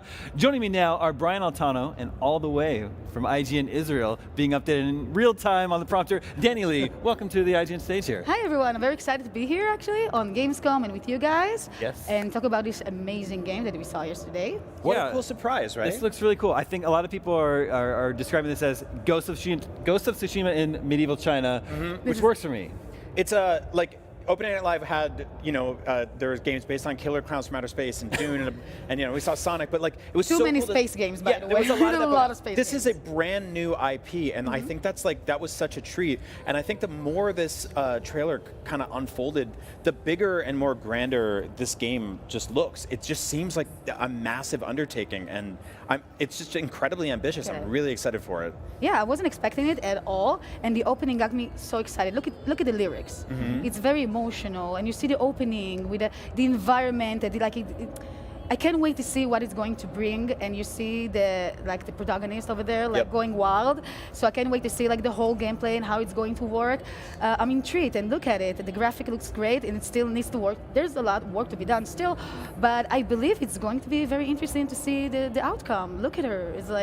It's magical. Yeah, it opened up with a lot of cinematic stuff, which is really cool, and then eventually it got into gameplay, which feels like that trend is kind of going away these days, because we got a lot of cinematic trailers, but not a ton of gameplay with a lot of stuff, but this one jumped right into it. Now, Damien, this is like a studio that we don't really know a ton about, right? Exactly. Everstone? Yeah, I actually I did some research, couldn't find anything about that. I don't think they have a website yet. So that's the one thing, this formula, I love Ghost of Tsushima, I love open world action RPGs, so tell me you're taking that formula, putting it in medieval China, that sounds great to me.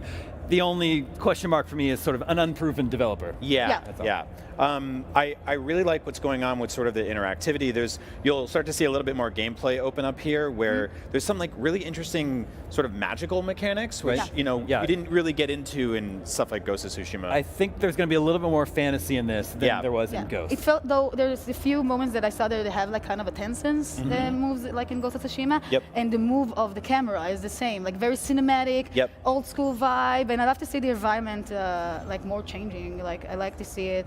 It reminds me of Gambit from X-Men, where he can kind of weaponize things magically in his environment. And so we have this character just kind of looked over, saw a sword on the table, and was like, I'll take that, I have a huge crush on Gambit, so if you're saying it, Really? I'm taking it all over. Yeah. Oh my god. Get in line. Yeah, this stuff is awesome. This reminds me of some of the verticality we saw in Sekiro, just jumping up on a roof, running around, but freezing enemies in place. You'll see this in a second. All these people jump up, and this character just goes bing, and boom. They're just stuck. And I don't know, If you're going to stay that way. How long do you have to stay? And then look, you jump right onto the cart, which is just awesome. Like, so there'll be some vehicular stuff, horseback riding, of course. Yeah. Can't have an open world game like that without this. But yeah, what was happening What was there? there? Like, and okay, so I Get have out of some here, questions. fish. So this specifically, the character is a nuisance to.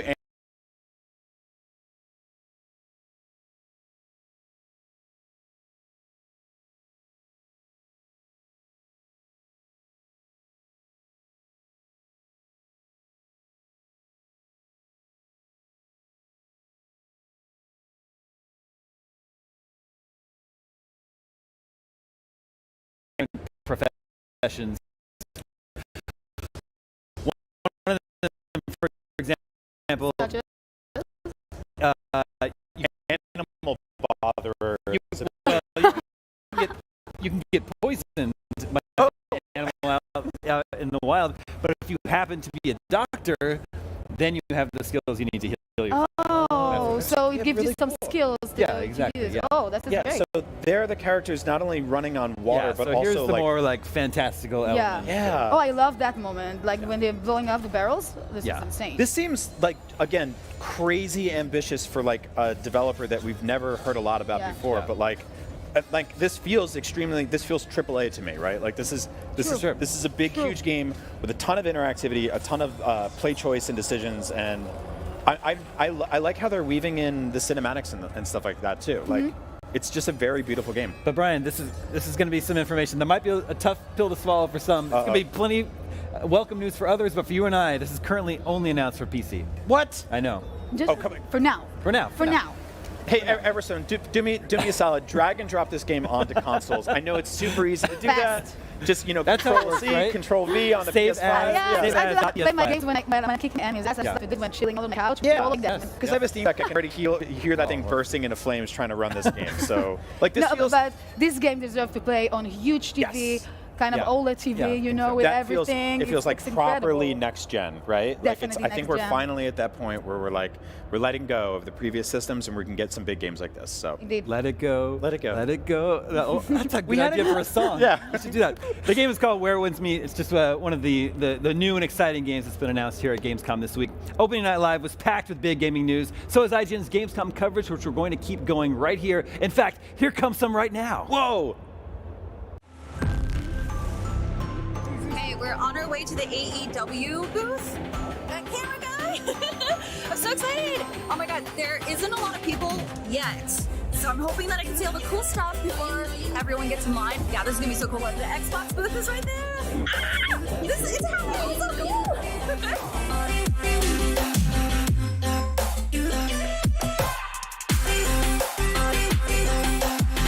Hello everyone, I am Stella Chung and I'm here at the AEW booth, joined by Cole and Christopher. I'm so excited. Now, are you going to teach me any beginner moves now that we're in the ring? Right away, that's what you want to know. The beginner moves. We do have moves. That's what you want? I want to do some crazy shit. Let's go. You know how to do a test of strength? I don't. What is that? Standard wrestling maneuver. Here, let Colt show you how it goes. Hands are up, and you lock. And then it's a test. Oh! Yep. You want me to test out my gamer wrists? That's how your Okay. Yeah, if they're good. Let's see. You got to push down. All right, push. There you go. Oh, yeah. Sheath. You know what? He was really gentle, but I could tell that he was holding back a lot. And if he pushed a little bit more, it definitely would have hurt. What if I? Okay. Oh, I can't. Okay, good. And then you have. Oh my god, that was amazing. It felt really cool up there. I wish I could have jumped around a little bit more, but honestly, I think I get it. It's fine. I got it to be in an arm lock. I think that's the best thing ever. By Christopher? Hell yeah. Literally just take this wrist and pop it up here and just right behind the back and then just start twisting this way and then ask her where her wallet is. Got any cash I can borrow? Some help? No. Yeah, there you go. You feel the pressure on your shoulder? That's so See, cool. I wouldn't twist too hard because I'm a gentleman. My mom would be very upset if she found out I was hammer locking a young lady at the building. Okay, can you guys show me a move? Like, can you do something? I mean, obviously you were being nice to me, but like, can you not be so nice to him? We can do a lockup, a good little Jack Briscoe lockup for all the fans. This is how all matches would start. And in this match, Christopher Daniels and I are friends. We're not looking to hurt each other. This is just a gentleman's lock-up. A gentleman's lock-up. Okay.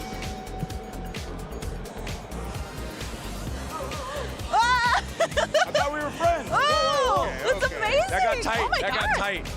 So I have to ask, are you excited for the launch? And I think it was teased it's going to be this year, but are you excited? Okay, I thought you said, are you excited for lunch? And I was like, yes. We just talked about it. THQ is very excited. Yes, I'm very hungry right now.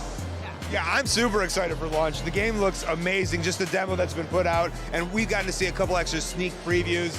The gameplay, the idea that Yuke's is on board, and THQ Nordic, it looks so fun. And also, it's like AEW started about this like cult underground wrestling scene.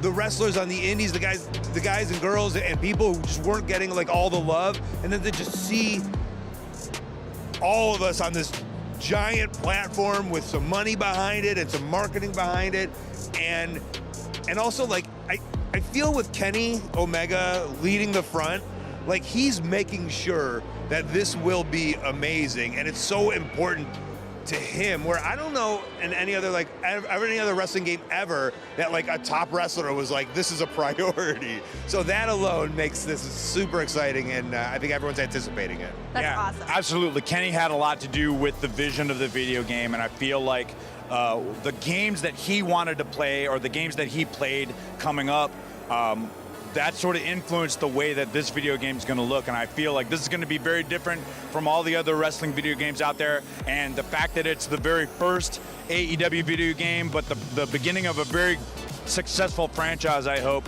I look forward to not just this game, but how this game progresses and grows over the years. Yeah, absolutely. I mean, some people prefer watching AEW over any other wrestling shows, so that's got to feel a little bit good. All of the people.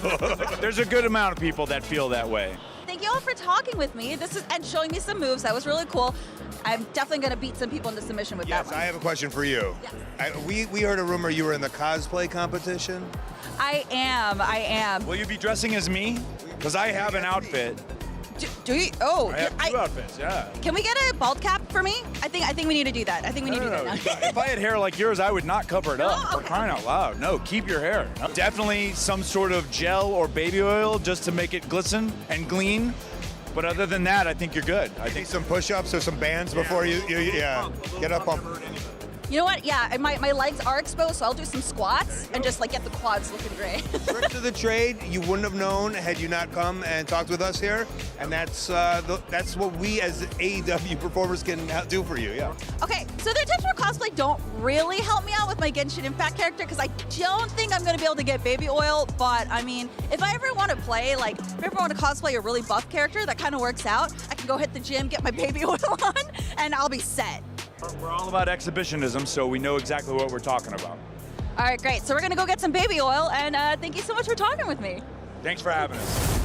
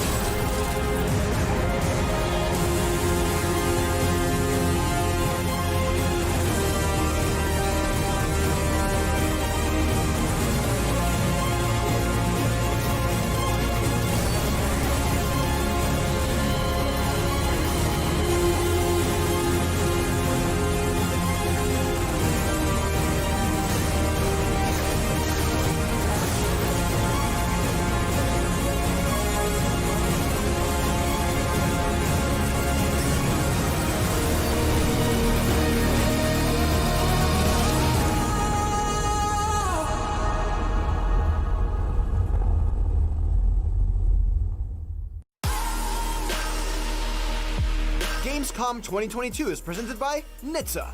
Drive sober or get pulled over.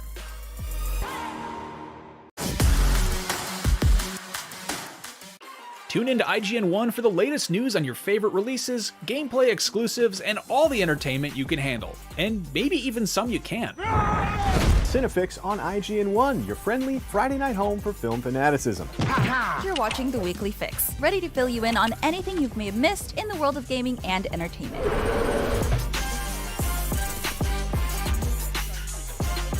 Find it all in one place on IGN 1. They turned into a network. Who knew?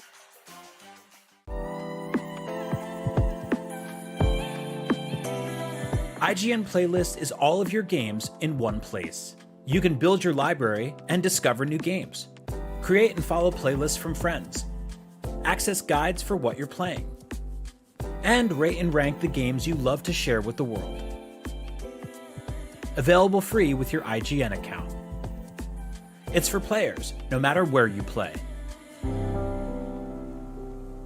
You're a busy gamer with plenty to play. Not a lot of downtime, but you still want to keep up with the latest gaming news? Fret not. No matter where you like to play, PC, PlayStation, Nintendo, Xbox, I've got the headlines you need to know about. When Half-Life 3 is announced, it'll be on the Daily Fix. When the Switch Pro is announced, you'll be the first to know. And when that big game you just can't wait for is delayed, yeah, I'll have that news too. The Daily Fix, with me, Nars, weekdays only on IGN. If you're not following IGN on social media, what are you waiting for? We're constantly updating our feeds to bring you the latest news, gameplay, custom original content, memes, the best user-generated videos and art, and a whole lot more. Be part of the conversation throughout the year. Follow IGN on Instagram, Twitter, Facebook, TikTok, and Snapchat. Let's get on the roof. Okay. It takes some practice, you know. Saints Row is finally upon us, and it's time to head to Santo Ileso and build our own gang and lead them to the top of the criminal food chain. In anticipation of the game, I've already spent hours creating my own original custom character in Boss Factory, and now it's time to take them to the streets and cause some mayhem.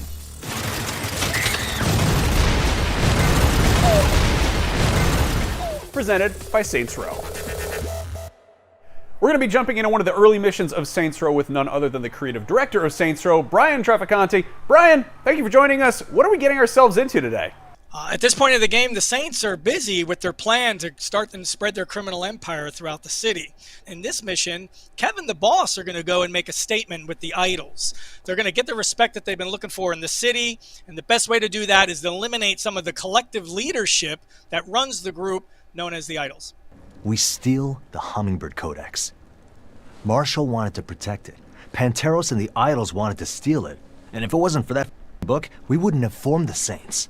It should be ours. I like it. How do we do it? I mean, I figured we'd just go in with a bunch of guns and kill the out of everybody. But if we want to do some heist movie stuff, I can work with that. Yeah, that's cool. Guns work. Sounds good.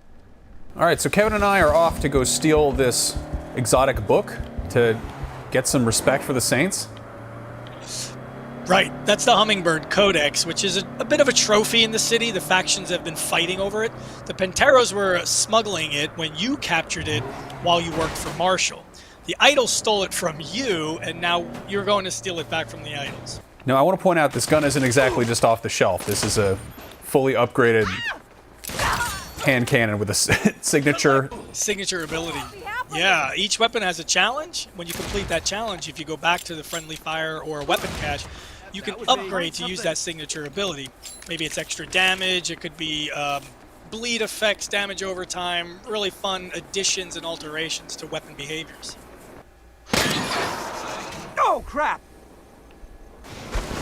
Oh, right on. We took a different approach to wingsuiting, and we wanted it to not overtake driving. We wanted these two mechanics to work well together and not have one be stronger than another, right? Because if you could just wingsuit, then why would you drive? So this will get you up in the air and give you a bird's eye view. It's great for exploration. It's great to get away from notoriety.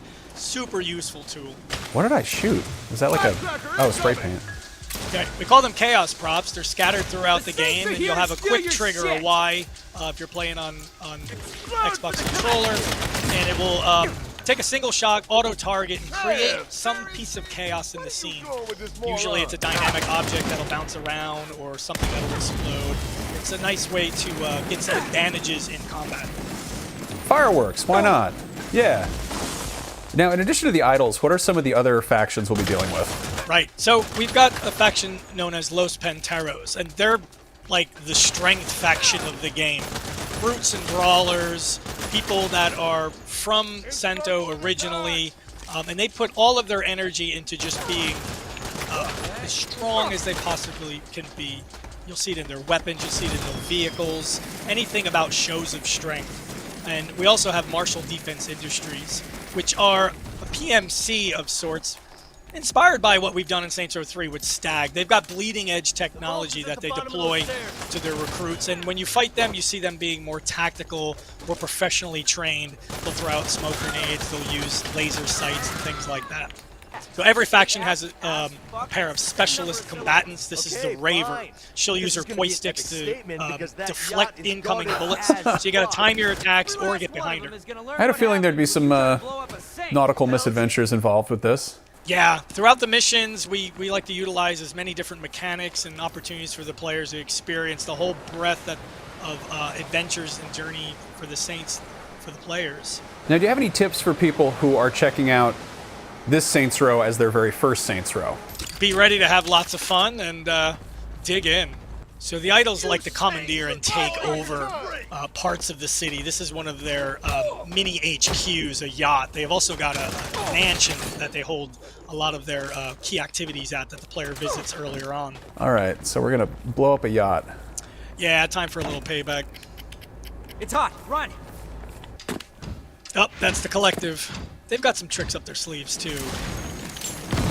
Advance for the collective! Now, are we talking at all about sort of how this exists within the larger Saints Row universe? Are there going to be any sort of, you know, aside from Jim Robs being a spoonerism of maybe a popular establishment, any other kind of callbacks or Easter eggs we could be on the lookout for? Absolutely Easter eggs. We are proud of our past and we love it. And if there's an opportunity to bring players along a journey like that and laugh with some references, we love to do that. So yeah, you got to look carefully. You'll see some very familiar stories. Seriously. Now tell me about co-op.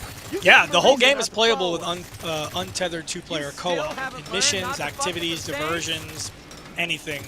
Much like we've done in the past, we have to do a sync. We bring players together in any modal content. We put them into that mode, and then when we exit back in the open world, they're completely untethered.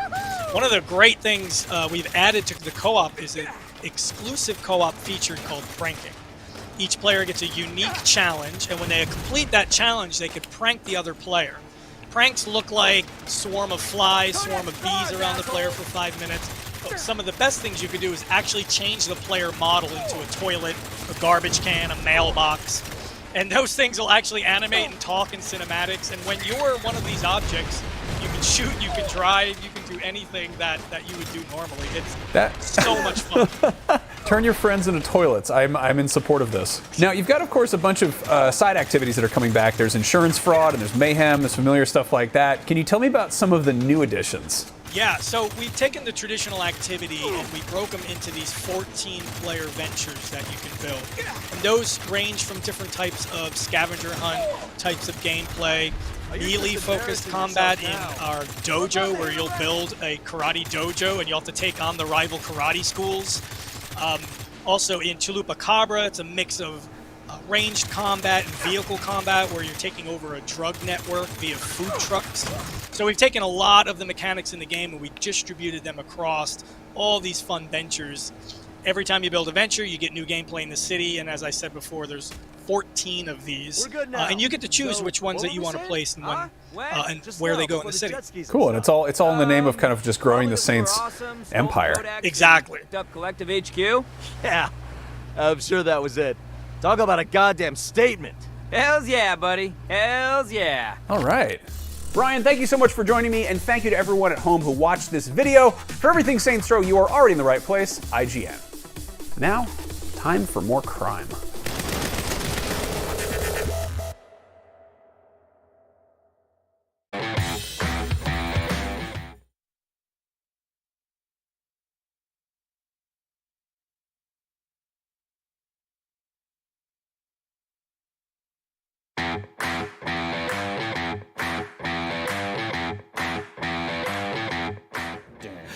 Dun, dun, dun, dun, dun, dun, Great dun, song. dun. That's my Welcome wedding back song. to IGN Live at Gamescom. All week long, we'll be live from this studio and the Gamescom show floor, showing you tons of brand new gameplay for the biggest, coolest, and craziest games of the show. That's right. Now, some of these games won't be out for a bit. No, many years, in fact. Sometimes. So if you want a little something to play right now, well, we've got you covered.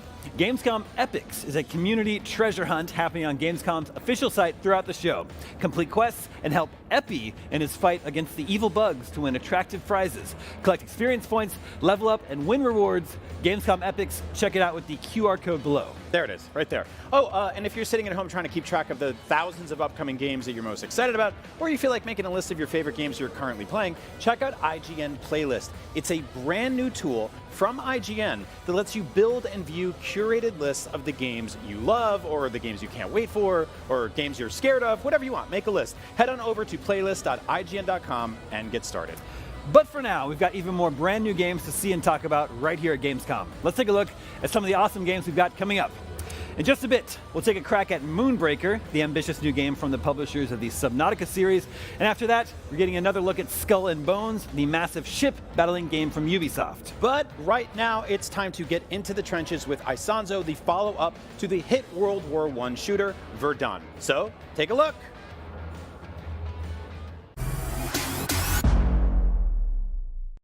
We're at Gamescom and we are chatting historically accurate shooter Isonzo, and I'm here with Jos, creative director on the game. Thanks for having me, Matt. I think one of the interesting things that we'd like to start with is the World War I series has been going for a few years now, but it's maybe kind of like not as well known as the bigger shooters like Battlefield. So I'd like what kind of shooter is Isonzo? Well, the World War I game series is a hardcore, realistic shooter series of games. It focuses on World War I as a theme, and each installment of the game tries to craft a game around the front that it represents. For Verdun, we chose to really represent the trench warfare back and forth. Tannenberg to really the encirclement battles of the Eastern Front. And for Isonzo, we try to represent the mountain warfare and all the aspects that come with that. So, as you said there, like Isonzo is interesting because it's set like in the Italian Alps, right? Which is a very, very different, like we've seen a few World War I games in the past which tend to focus on much flatter ground. The Italian Alps is a very different battlefield. So can you explain kind of what challenges does a player get by being in that environment? Verticality. The Italians typically fight uphill most of the battles that we represent. So the Austrians have to literally have the high ground. That creates a very interesting dynamic where, as an Italian, you constantly have to be careful where you walk, and the danger can come from many directions. Even so, like at that altitude, is there still an element of that trench warfare, or is it a completely different experience? No, the trench warfare is still very much part of the of all our games. The specifics of the Italian front are, of course, that the trenches are all sort of chiseled out in the landscape. Yeah, they're still there. They haven't been eroded like on the Western Front. It sort of erodes over time, and here it's very much still present. I imagine the fact that they're still there must have been very useful for like you being able to visit and do the historical accuracy of these maps. Exactly, yeah. We visited several of the locations where we've been making into maps. For this game, we really chose to make the levels as accurate as is possible within, of course, the realms of what you can do in a first-person multiplayer shooter experience. And in terms of that historical accuracy, the reputation of the series is that it's quite a realistic to the era, which obviously means that the tactics that were used in World War I is very, very different to other wars. It's much more kind of wars of attrition and slightly slower paced. So what kind of tactics will players be using as they fight in these maps? For the levels is that each map is divided into 2 to 6 sectors deep. The defenders can first fortify their sector, and after a certain amount of time, the attackers let loose on the sector. Well, what you will get is that the attacking side has to cross their trenches in large numbers because they get picked off quite easily with machine guns that have been placed by the defenders. Tactics going on there of trying to cut the barbed wire under fire, throw grenades, suppress the machine guns, fire mortar rounds, and then advancing. So you have a lot of that going on. That sort of simulates the trench warfare, simulates the mountain warfare through the maps, and then the attackers, of course, have to go through all the sectors to win. It sounds incredibly stressful, which is, you know, what obviously all wars are very stressful, but World War I in particular was known for being, you know, so horrendous. And it sounds like you've really captured kind of the intensity of these battles. In terms of where you've drawn like your inspiration from, kind of what actual battles will we be able to like recreate in the game? The Iron Front stretches from Switzerland to the Adriatic Sea. And most of the battles took place near the coast, on an area known as the Carso. It's a very arid and desolate, rocky landscape. And we really try to put a lot of emphasis on the battles that took place there. The other thing about World War I we know is that obviously kind of like large amounts of troops that are involved in this. You've mentioned obviously that these are battles that had maybe less troops than we'd expect maybe on a Western Front offensive. But how does that translate into player counts? How many players are going to be per match? Yeah, so it's always a challenge of representing, you know, these battles with hundreds of thousands of troops in a multiplayer environment in an accurate way. Our maps are relatively condensed, but very intense. For Isonzo, we felt that 48 players is actually already enough simulate the intensity of combat. One of the other things that's really important, obviously, in a shooter is how good your gunplay is. Can players that are kind of like familiar with games expect like an improved combat experience this time around? Yeah, absolutely. Absolutely. We created a new system for inverse kinematics to really make the guns a lot smoother in terms of, you know, if you're running around and from sprinting into sight, that's a very smooth transition. The attention to detail is incredible. It's so like, I was recently at a war museum and like I've seen these things in real life, and being able to see them in the game is very, very cool. But it's not just the weapons that are historically accurate. We'll go down to the fact that you've got a historically inspired flare system, right? Yeah, the flare system is based on also on history. Of course, you had a very complex flare system in real life where you fired different colors of flares and different formations. Fire 2 flares to signal that we've captured a trench. 3 flares for more artillery fire. I mean, there's a whole handbook with the signal core exactly what this all meant. We've condensed it in our game to a somewhat simplified system where you can fire one flare and it's sort of where it hangs in the air. Directly below it is the designated target for officers to use as a point to call in their barrages. And then in terms of obviously it's a multiplayer shooter. It's very much its own style of multiplayer shooter. But there are things that people that have played other games like Battlefield and stuff that will find familiar. I guess the class system is probably the one that might make sense to someone who's never played a World War I game before, but how do your classes work? Have they got like a unique slant to them as well? Yeah, absolutely. We have a unique Mountaineer class, which is able to traverse the level faster and has unique weaponry and, of course, a unique appearance. For the rest of the classes, we have a dedicated Engineer class for building, Assault class, which can carry more grenades. A Rifleman class is dedicated to operating rifles more accurately. There's only 2 officers available per side. Officers can set points, attack specific areas on the map, as well as using their trench whistle, call in more reinforcements at a given time. The spawn time gets reduced to 0. But there are limits to the amount of people that can take a certain class. So the Sniper class, for instance, is limited to only 3 or 4 players. Within that, we also have a limit on the amount of weapons that can be used. So in order to make sure not everybody picks the Sniper, the scoped sniper rifle, there's a limit on the amount of people that can actually use the scoped sniper rifle. So otherwise, you know, with the Italian front being so open, the snipers would range supreme. Everybody would walk around with a sniper scope. It's really overpowered. So we really try to find a balance here between historical accuracy and gameplay fun as well. Of course, not everybody had a scope rifle to begin with. So those were rare. Same goes for the submachine guns. So I say submachine, light machine gun, the Villa Perosa, which had odd dual magazine guns, felt sort of in between submachine gun and light machine gun. But those are limited as well in there. I'm just pleased that you're curbing the snipers because they're often my worst nightmare. Jos, thank you so much for telling us everything about Isonzo. When can we expect it? September 13th on PC, PlayStation 4, 5, Xbox. Thank you, Jos. It's been great to chat to you.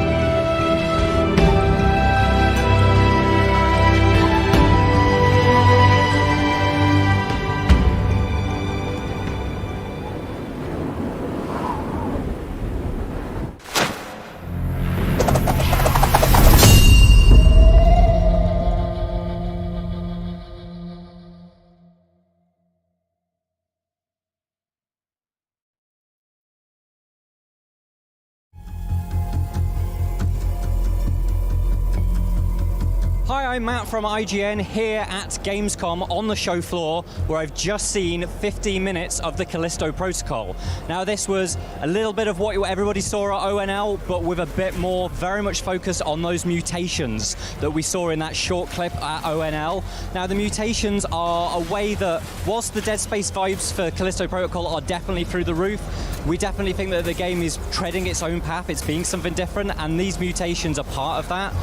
In the demo that I saw, as you came in, there was graffiti on the wall saying shoot the tentacles, and that's something you're definitely going to want to do. Because when enemies have tentacles hanging out of them, that's a symbol that they're going to mutate. Now mutations kind of like, they don't massively change the difficulty of the game, but they definitely make that enemy a little bit different. So an enemy that doesn't have a head or doesn't have an arm can grow a new arm, a new head, and become slightly more challenging than they were before. So it's very much you want to shoot those tentacles before all the mutation goes on. However, if you don't get there, Glenn Schofield, the director on the game, was telling me how you've still got plenty of options on what to do with that. You can use the grip, which is the anti-gravity weapon, to pick them up and throw them into kind of meat grinders and fans. There's lots of environmental stuff going on that's going to help get through those mutations. It's going to make that just a little bit easier for you. But also, behind closed doors, we also saw the new weapons upgrade system, which is basically almost like, think of the workbench from The Last of Us Part 2, where you're physically putting items onto a gun. It's that, but in like a sci-fi environment. It's a 3D printer. There's what looks like a really huge map of different upgrades for your guns, and you get to turn your guns into kind of tailor it for what you need. So when you learn about those mutations and you learn that there are specific things you want to do with them, it looks like upgrading your guns to be part of that kind of like gameplay loop is going to be a big part of it.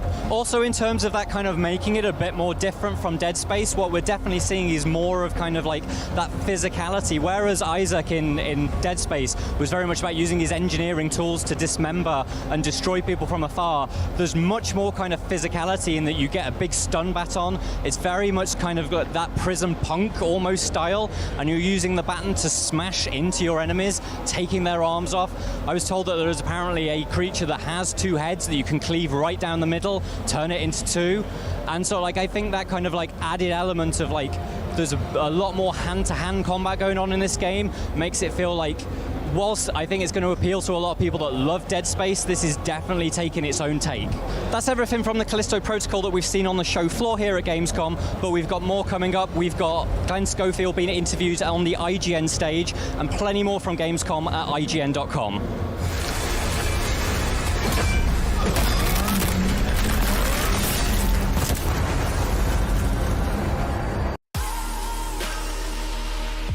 Gamescom 2022 is presented by NHTSA.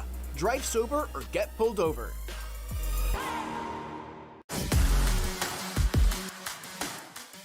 Hey you! Yes, you! Do you have FOMC? Fear of missing Gamescom? Relax. Gamescom is everywhere you want.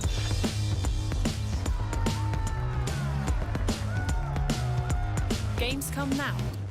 Register now.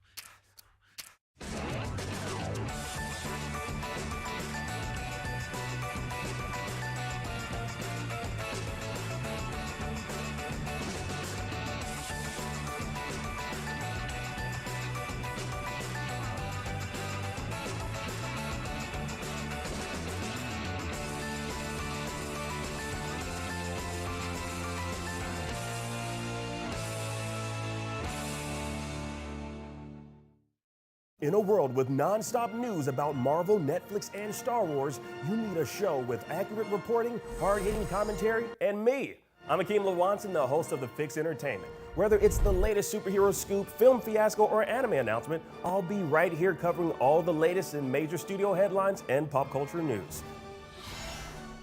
Make sure to catch The Fix Entertainment wherever you watch IGN.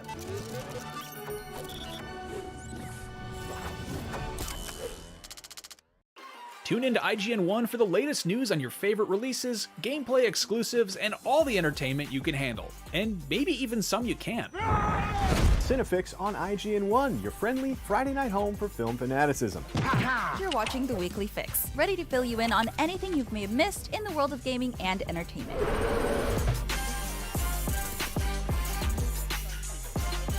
Find it all in one place on IGN 1. They turned into a network. Who knew?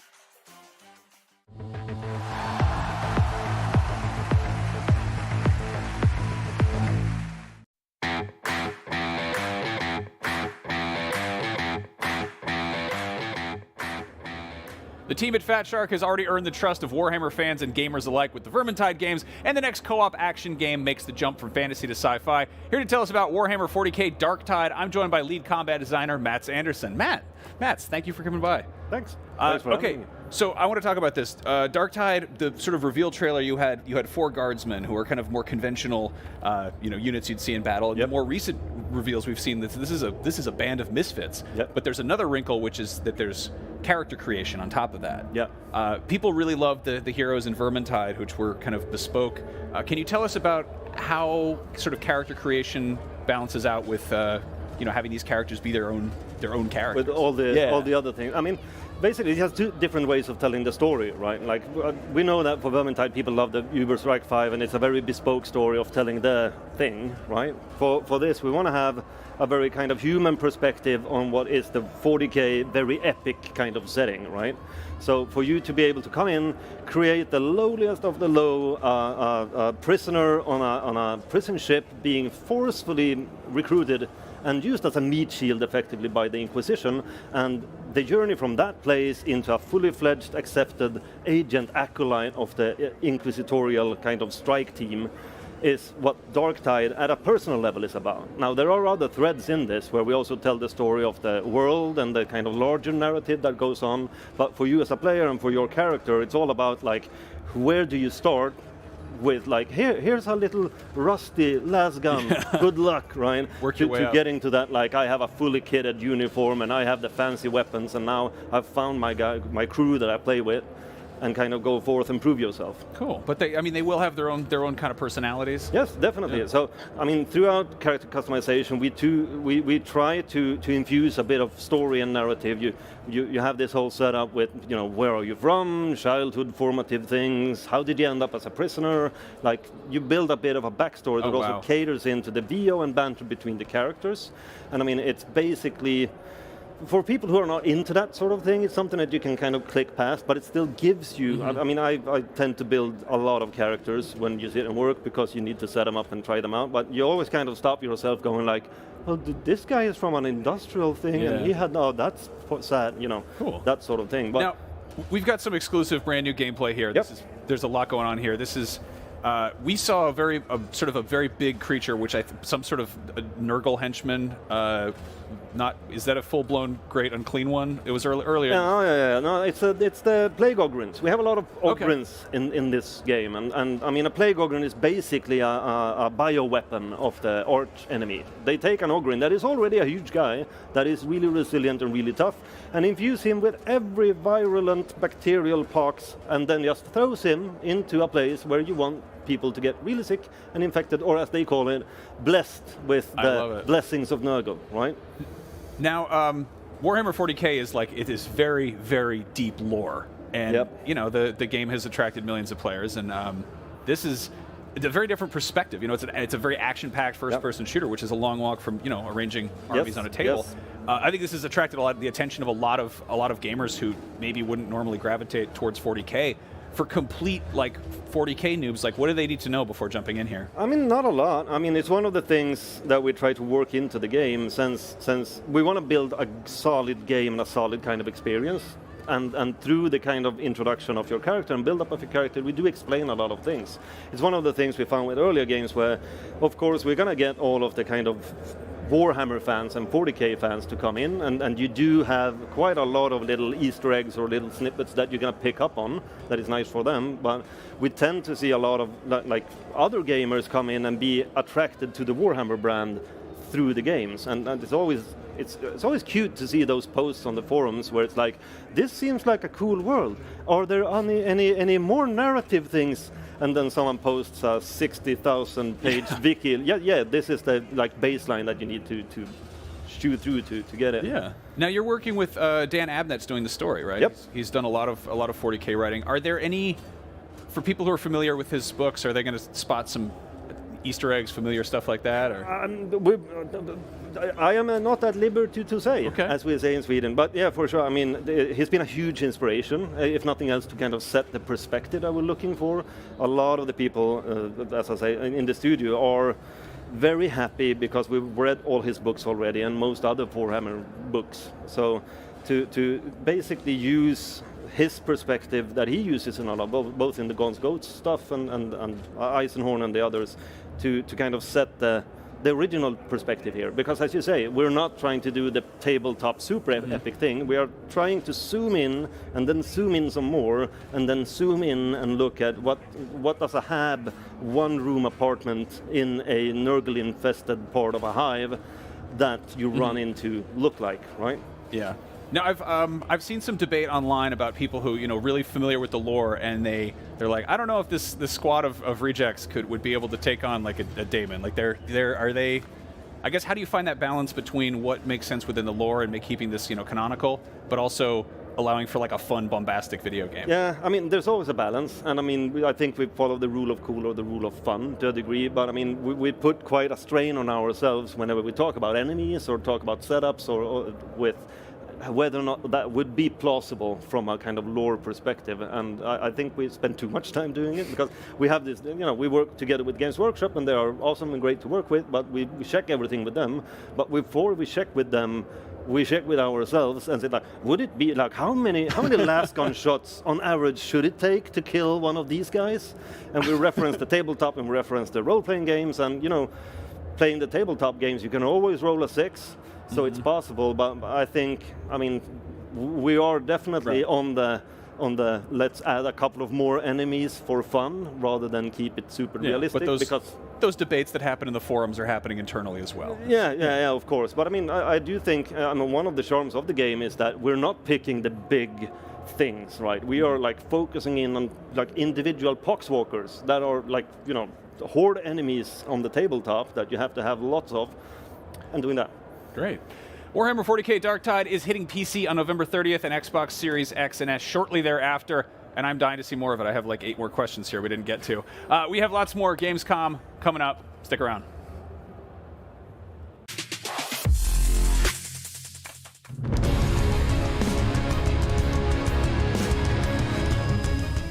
Hello, I'm Joe Screbbles, and I'm joined by Matt Purslow. Hello. He said hello. And Matt here has just played Warhammer 40,000 Darktide. Matt, we know this comes from the company Fat Shark that made Vermintide, the Warhammer fantasy Left 4 Dead-alike. How close are we talking to that? Is this just a sci-fi Vermintide? I think like you'd maybe expect that it would just be Vermintide with guns, which would therefore make it maybe a bit closer to Left 4 Dead. But I was really pleased to find out that it's much more of a hybrid between those two games. And I guess it actually draws from the Warhammer source material in that basically it almost feels like it's split up into shooting phases and melee phases. And that's based on the way that kind of like you're pushed around by the enemies in the game. Obviously there were ranged enemies in Vermintide, but because they were firing things like, you know, occasionally cannons, but mostly like arrows or throwing knives and stuff like that, that meant you could close that distance very easily. Like, Darktide's just not that because they've got laser guns, they're using las guns to fire at you, so it becomes very, very difficult to kind of move up the field. So that's where your range comes into contact. But then obviously it's a horde game, right? So you've got an awful lot of kind of poxwalker zombies coming at you. And so it's very much about learning to keep those guys at range, because if you get into melee, they'll mob you. But the people that have got guns, you want to find a way to cut through that range and take them down with your chainsword or your big knife, something that they're not very good against. So is it almost like rock, paper, scissors design in that way? Yeah, there's definitely a little bit of that, which I also think comes from like the tabletop sort of version of those kind of characters. You are very much looking at, if they've got las guns, it's kind of like they don't really have kind of like the melee power, but it's a lot more difficult to get to them because it's a relatively rapid fire weapon and you have very little health. Much like Vermintide, you are kind of like close to death for a lot of it. There's a lot of that kind of tension, a lot of that near-death experience whilst trying to do fairly complex objectives. I was going to ask about the objectives. It's not as simple as just walking through a map and taking out enemies, right? Like there are missions to complete on the way. Yeah, so for example, the one that we were doing required you to effectively kind of hack into I guess for a lack of a better description, like a mainframe. Obviously, you're literally using skulls to do this that have got like weird computer brains in, but that required you to monitor kind of several of those that were going on whilst you were being mobbed by enemies. And if those broke down, it wasn't just a case of going over and tapping kind of X to get them back up. You literally had to get out like a mini Auspex computer and sort of redial in, like recalibrate the computer with a small mini game that, yes, very, very simple. It was literally just tap when you see the light come on. But when that's being done under pressure, when you've got zombies coming in from all over the place, you've got chaos demons that you can hear like tunneling down the tunnels, that kind of adds the right amount of pressure, I think. There is plenty more to see from Warhammer 40,000 Darktide. I hope that is a nice taste of what's coming from it. And we've got so much more coming from Gamescom as well. Keep it locked to IGN. We've got stuff for you all week.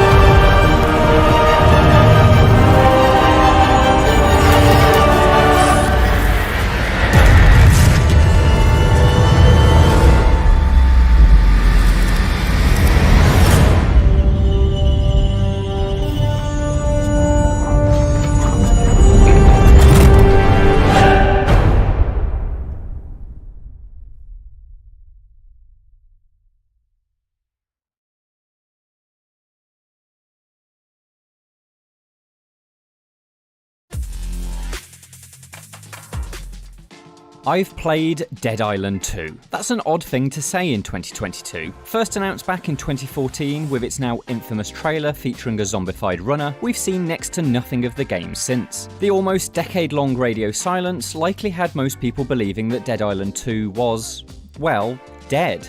Until now. I've played Dead Island 2, a whole 20 minutes of it. It's real, it's genuinely planned to be released in 2023, and despite a long absence, it's still what it originally set out to be, a co-op, open-world, California-set sequel to Techland's well-received, but a bit shonky, original. This new version of Dead Island 2 is being built by Dambuster Studios, the folks behind Homefront: The Revolution. It's the third developer to work on the game, and while it started again completely from scratch, what I've played looks reasonably similar to the gameplay we saw of the original 2014 version, but with a few modern upgrades. Set in a bright and bizarre Los Angeles that Dambuster has nicknamed Hell A, Dead Island 2 begins in the wake of a zombie outbreak. The city is now a slaughter playground, and brutally gory melee combat is once again the big focus. Flesh slices open, guts spill out, and limbs fly off bodies. Flames char skin and melt muscle, leaving just blackened skeletons behind. You can even tear the undead apart with your bare hands, courtesy of Fury Mode, an ultimate-like ability powered by the zombie infection that slowly floods your veins over the course of the story. That gore is all well and good, but the combat that leads to that bloodshed needs to be just as accomplished. During my hands-on demo, I found that, while it does still have a bit of that waving a stick around feel that a lot of first-person melee falls foul of, Dead Island 2 has got a few good ideas powering its battles. The combat system promotes constant movement. Dodges, kicks, and jumps are all integral parts. Throwable weapons known as curveballs, things like grenades, shurikens, and bait bombs, can also be weaved into the usual whirlwind of hacks and slashes. Being able to strike, dodge out of the way of a grab, and then immediately hurl a Molotov in quick succession is a pretty fun rhythm, and it's the fact that Dead Island 2 seems to keep up that rhythm that has me impressed. While there is a stamina system, it's incredibly generous and doesn't have you running out of breath every 10 seconds. On top of those basics is a dynamic elemental system that feels like an advancement of the 2014 version's propagating fire. Oil can be set ablaze with flames, and water can douse those flames, but water also conducts electricity, turning harmless puddles into death traps when combined with a battery. An impressive variety of zombie types helps tie this together. Among the colourful hordes are corpses with gas canisters and water bottles, and you need only target them to add some elemental fun to a fight. Those elemental properties can be found in the weapons too, which, as series DNA dictates, can be upgraded at workbenches with a variety of bonkers add-ons. A fire axe, for instance, can be fitted with blowtorches that scorch away at flesh with each strike. A pair of Wolverine-like claws can be supercharged with electricity that stuns enemies. Nothing I saw in my sample inventory would have felt out out of place in the original Dead Island, which rejected gritty realism in favour of over-the-top mayhem. Dambuster certainly seems determined to stick to that MO. Thanks to this short hands-on, it's obvious that Dead Island 2 isn't just alive, but kicking too. While it may have risen from the grave though, it still has a lot to prove. Dambuster has made a solid first impression, but it comes coupled with a distinct sense of familiarity. Dead Island 2 appears to share a huge amount of common ground with not just the original Dead Island, but also its step-sibling Dying Light. Even at this early stage, I'm already struck with the sense of having played all this before. The gory combat, the weird weapons, the crafting, the oddball humour. After one Dead Island game, an expansion and 2 Dying Lights, it's all feeling a bit parts of the same corpse. So is Dead Island 2 just The Walking Dead, or will it be something genuinely surprising? The streets of LA will hold the answer. There's so much I've not seen. What is the open world like? What twist will the story take? How varied is the mission design? How good are the jokes? It's all this that will determine if Dambuster's efforts are a gory good time, or just a sequel that's arrived a decade too late.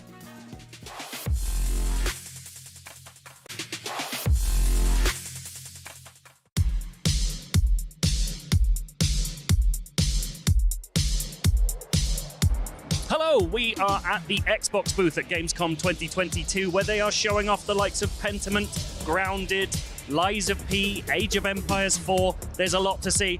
We're going to take a look around, and apparently there's a massive spider that I'm really unhappy about meeting.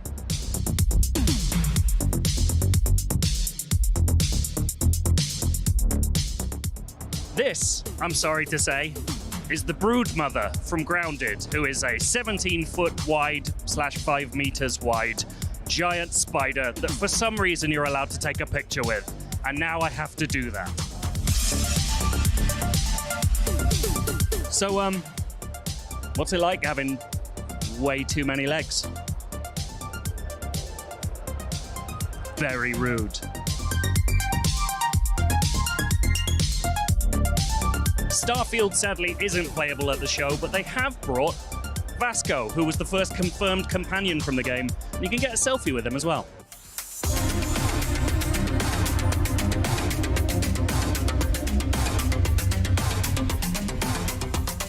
Sea of Thieves, pirate game. You know what's big with pirates? Tattoos. Turns out you can get a temporary one here. I'm not sure why. There's a range of options from anchors to keys, and of course, a rat.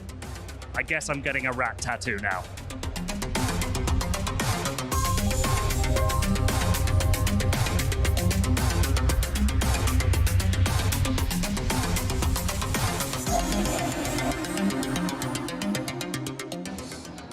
I look like I have an infection, and I think that's what we were going for with the rat. So, mission accomplished as far as I'm concerned.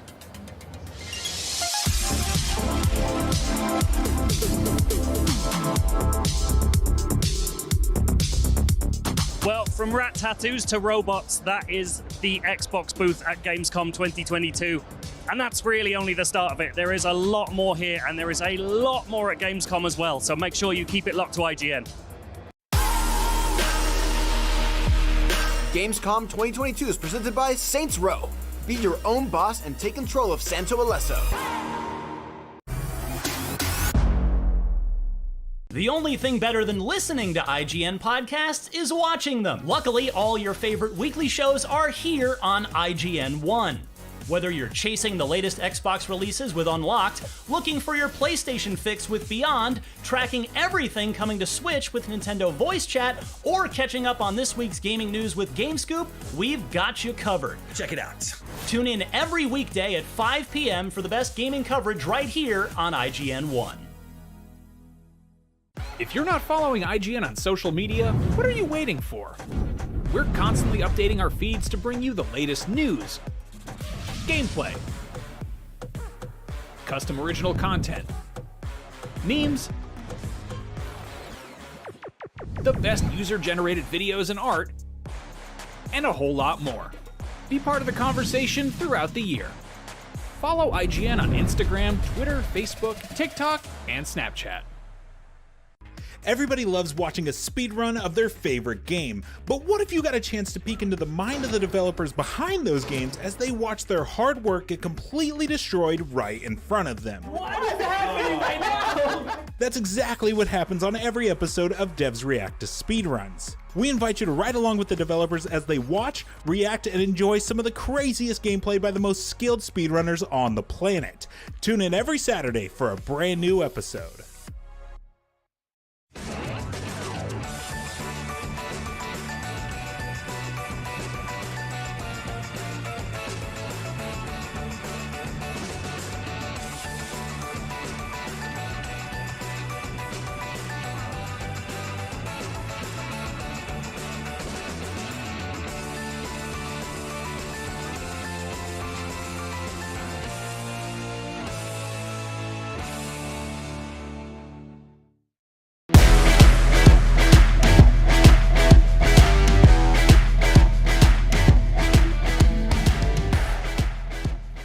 Shop platform is the preferred online destination to find and purchase digital experiences and for users to engage with each other.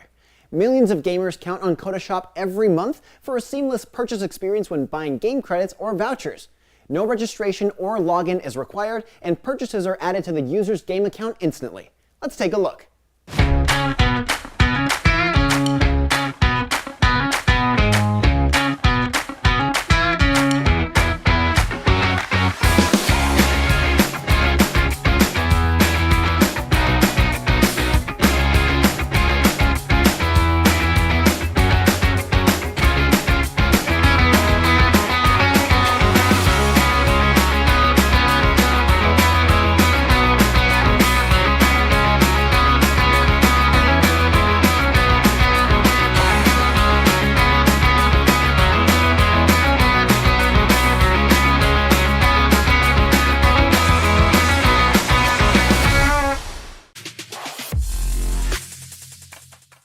Welcome back to IGN Live at Gamescom. Coming up next, a look at the Soulsborne-inspired brutal action game, Lies of P. Let's take a look.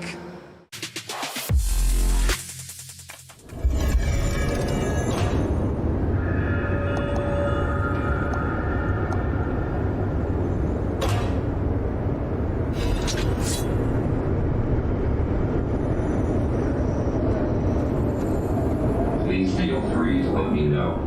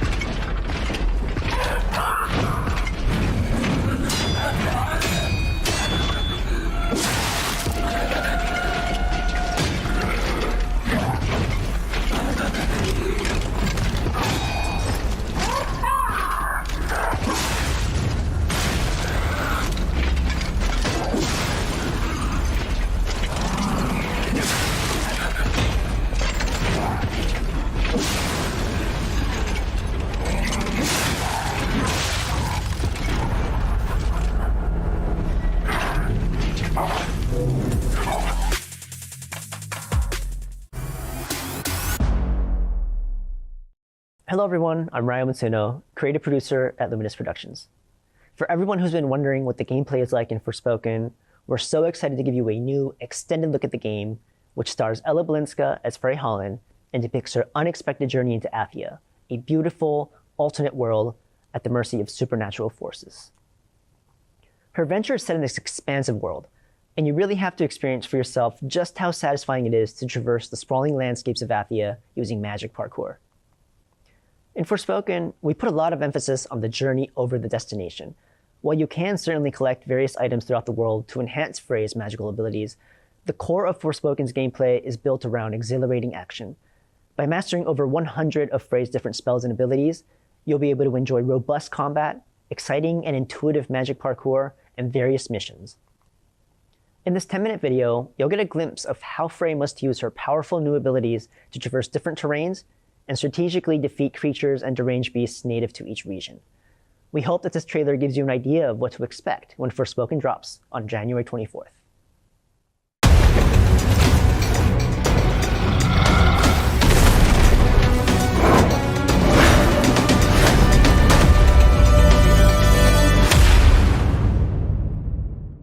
Frey Holland, daydreamer, cat lover, New Yorker. On a fateful evening, her life changed drastically when she was mysteriously transported to the beautiful, treacherous land of Athia. Whoa. Frey arrives with a magical, sentient bracelet inexplicably wrapped around her arm. Oh, hello, yes! Then discovers she can cast powerful spells and use magic to swiftly traverse the sprawling landscapes. The last remnants of Athia's populace soon look to Frey as their only hope for confronting the Tantas, once benevolent matriarchs who now rule as maddened and evil sorceresses. Reluctant to help, but desperate to find a way back home, Frey sets off on a journey through this strange and dangerous land.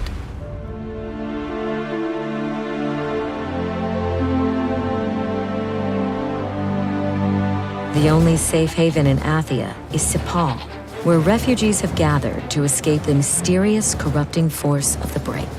Some of Athia's inhabitants will have quests to give or information to share. Others are willing to trade for valuable goods. And Frey may even find a small friend to act as a guide.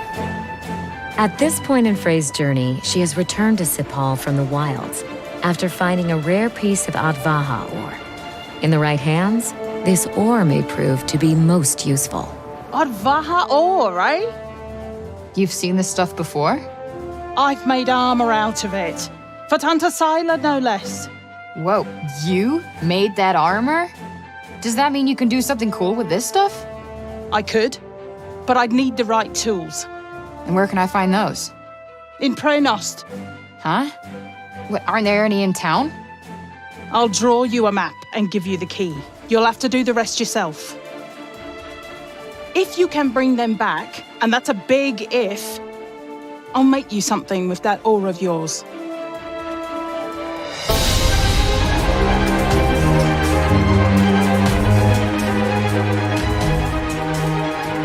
Outside the safety of Sepal, the only life Frey will encounter are corrupted enemies looking to rip her limb from limb.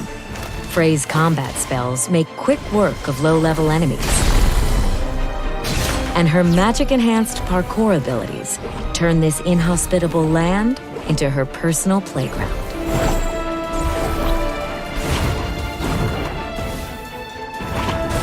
Treasure chests dot the landscapes and contain items used for crafting or trading with vendors back in Sepal. Mana is earned by leveling up, but it can also be found in glowing pools around Athia. Collecting enough mana allows Frey to unlock new spells.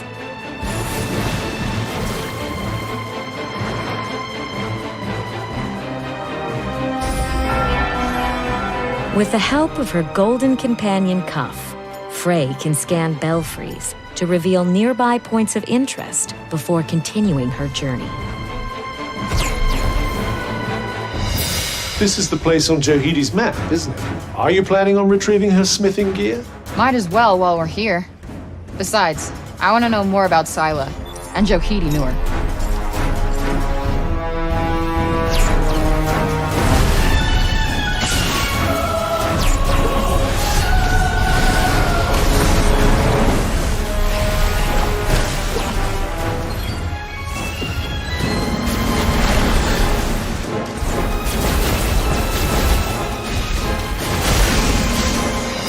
Well, as ever, it seems we have a few things to attend to first.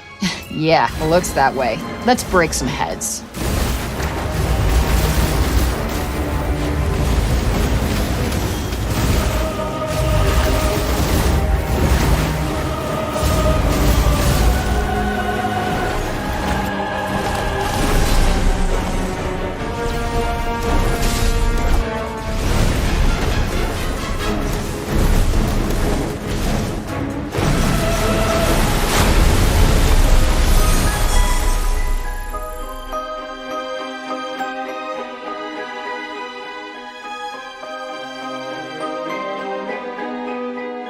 Looks like this is the place. Well, in we go.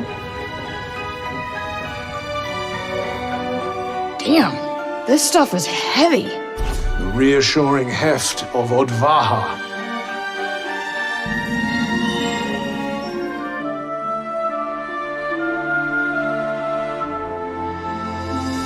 There is much to find in Athia, so exploring new locations before completing a quest is always worthwhile. A variety of rewards are waiting to be discovered or unlocked, including experience points, stat increases, bits of Athian lore, and new gear. This thing just screams prov. Why not try it on?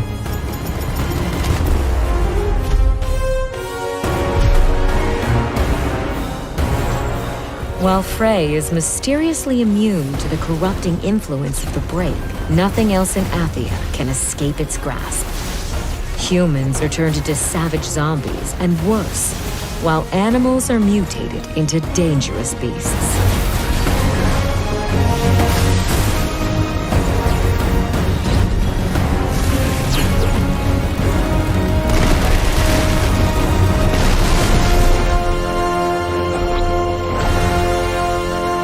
Pilgrims' refuges are hideaways located in every part of Athia, and it's always a good idea to seek them out.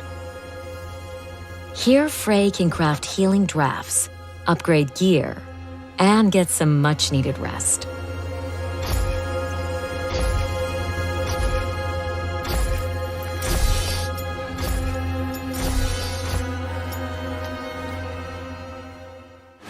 Fully recharged and ready for the next step of her journey, Frey travels onward into the depths of corruption in Avoilette. The effects of the break are even more unmistakable here. And while Frey may be resistant to those effects, she will undoubtedly be pushed to her limits. This place is insane.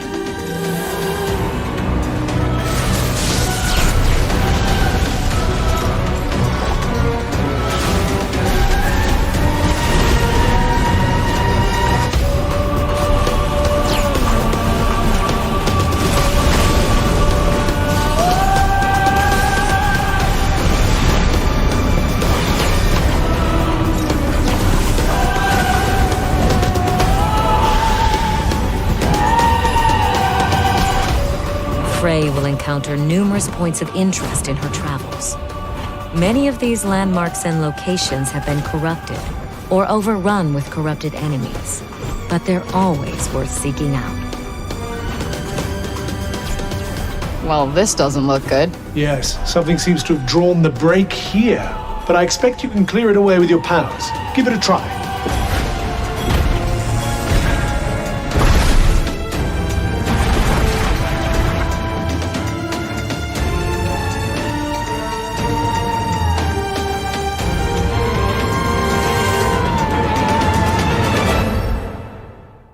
That's enough exploring for now. It's about time for Frey to head back to Sepal and deliver the smithing tools to Johidi. All done?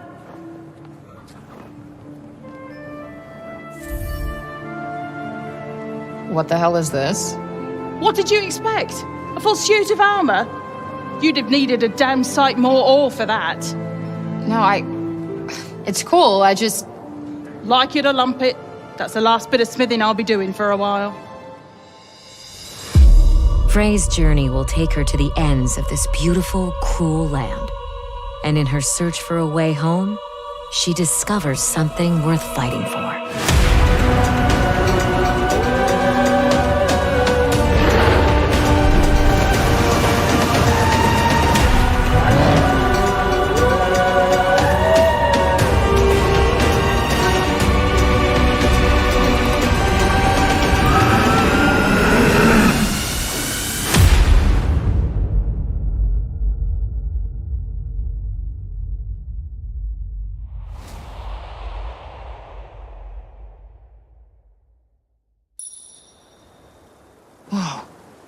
Is that a cat?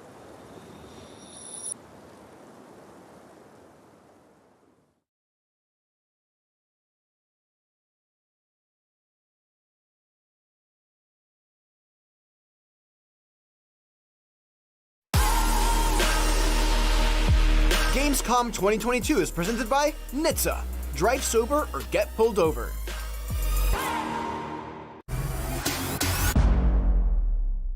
I'm Akeem Lawanson, and this is What to Watch on IGN 1. It's a weekly show where we check out the latest and greatest in trailers, reviews, and everything else in the world of entertainment.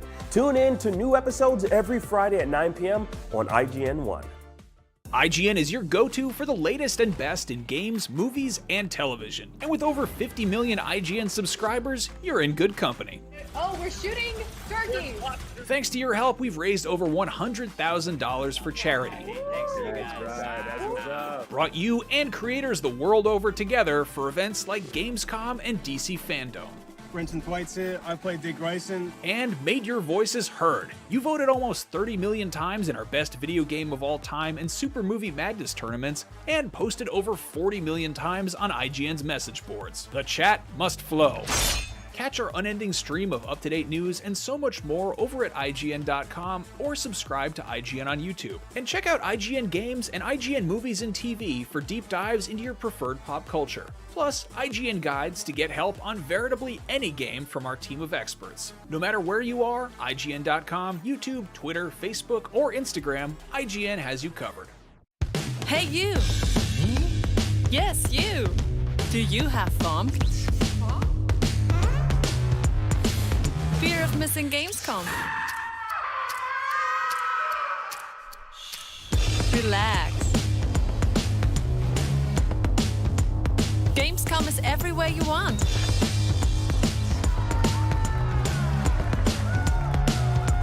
Gamescom now. Register now. What's up, everybody? I'm Stella Chung, and you're about to get your weekly fix. This is the show where we round up all the biggest gaming and entertainment headlines you won't want to miss. Tune into new episodes every Saturday at 12:30 p.m. Eastern and Pacific on IGN 1.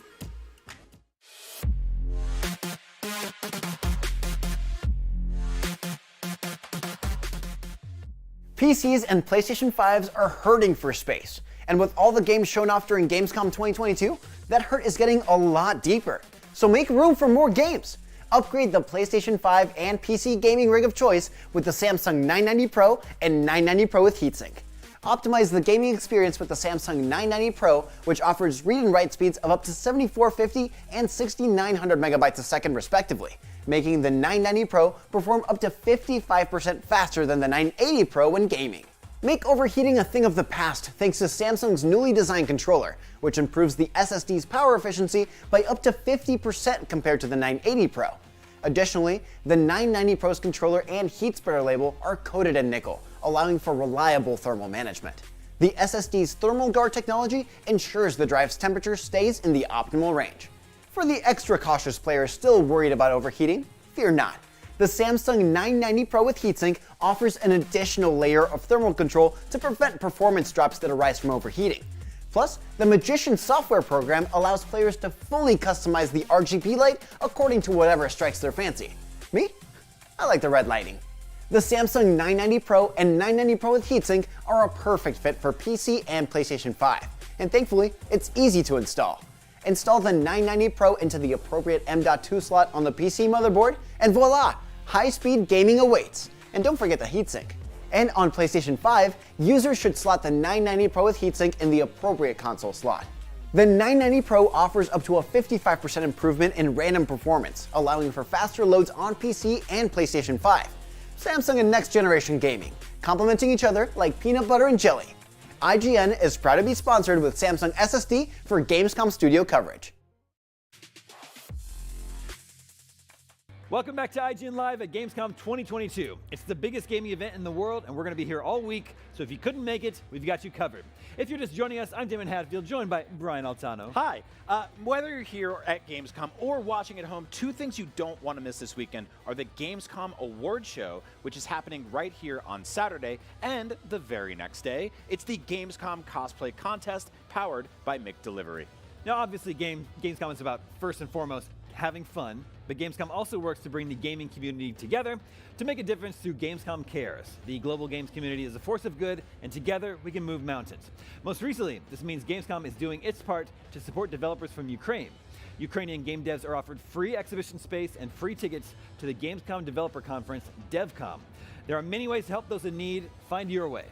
Now, we know you want to see more games, and there's lots more to check out. Today, coming up next, we're getting up close with Moonbreaker, the new game from some of the people behind Subnautica. And then we're setting sail with Skull and Bones, the long-awaited pirate game from Ubisoft.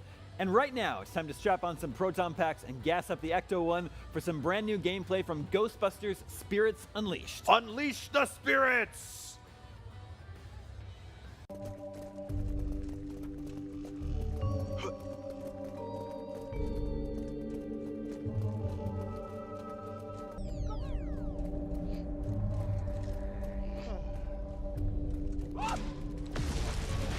It's here! Trap's going out! Judging by the numbers, that place is at least 50% haunted.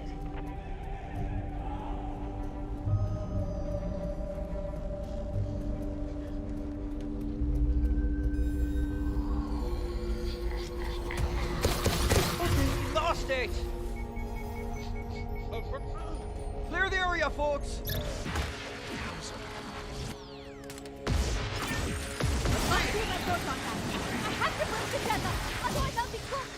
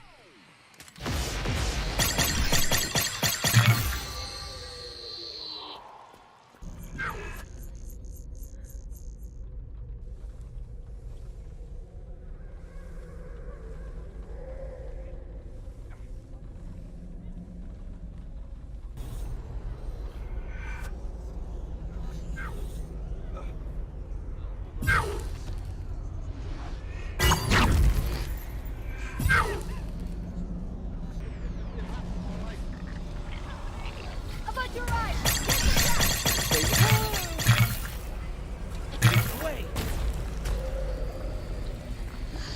Don't worry about me.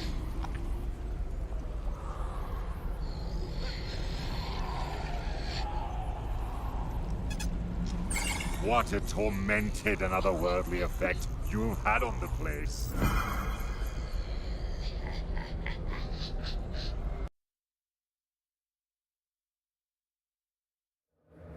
Welcome back to IGN Live at Gamescom. Now, during Opening Night Live, we got to look at a game that everybody was expecting, based on a very old movie that you probably have very fond memories of if you're also very old. Like me!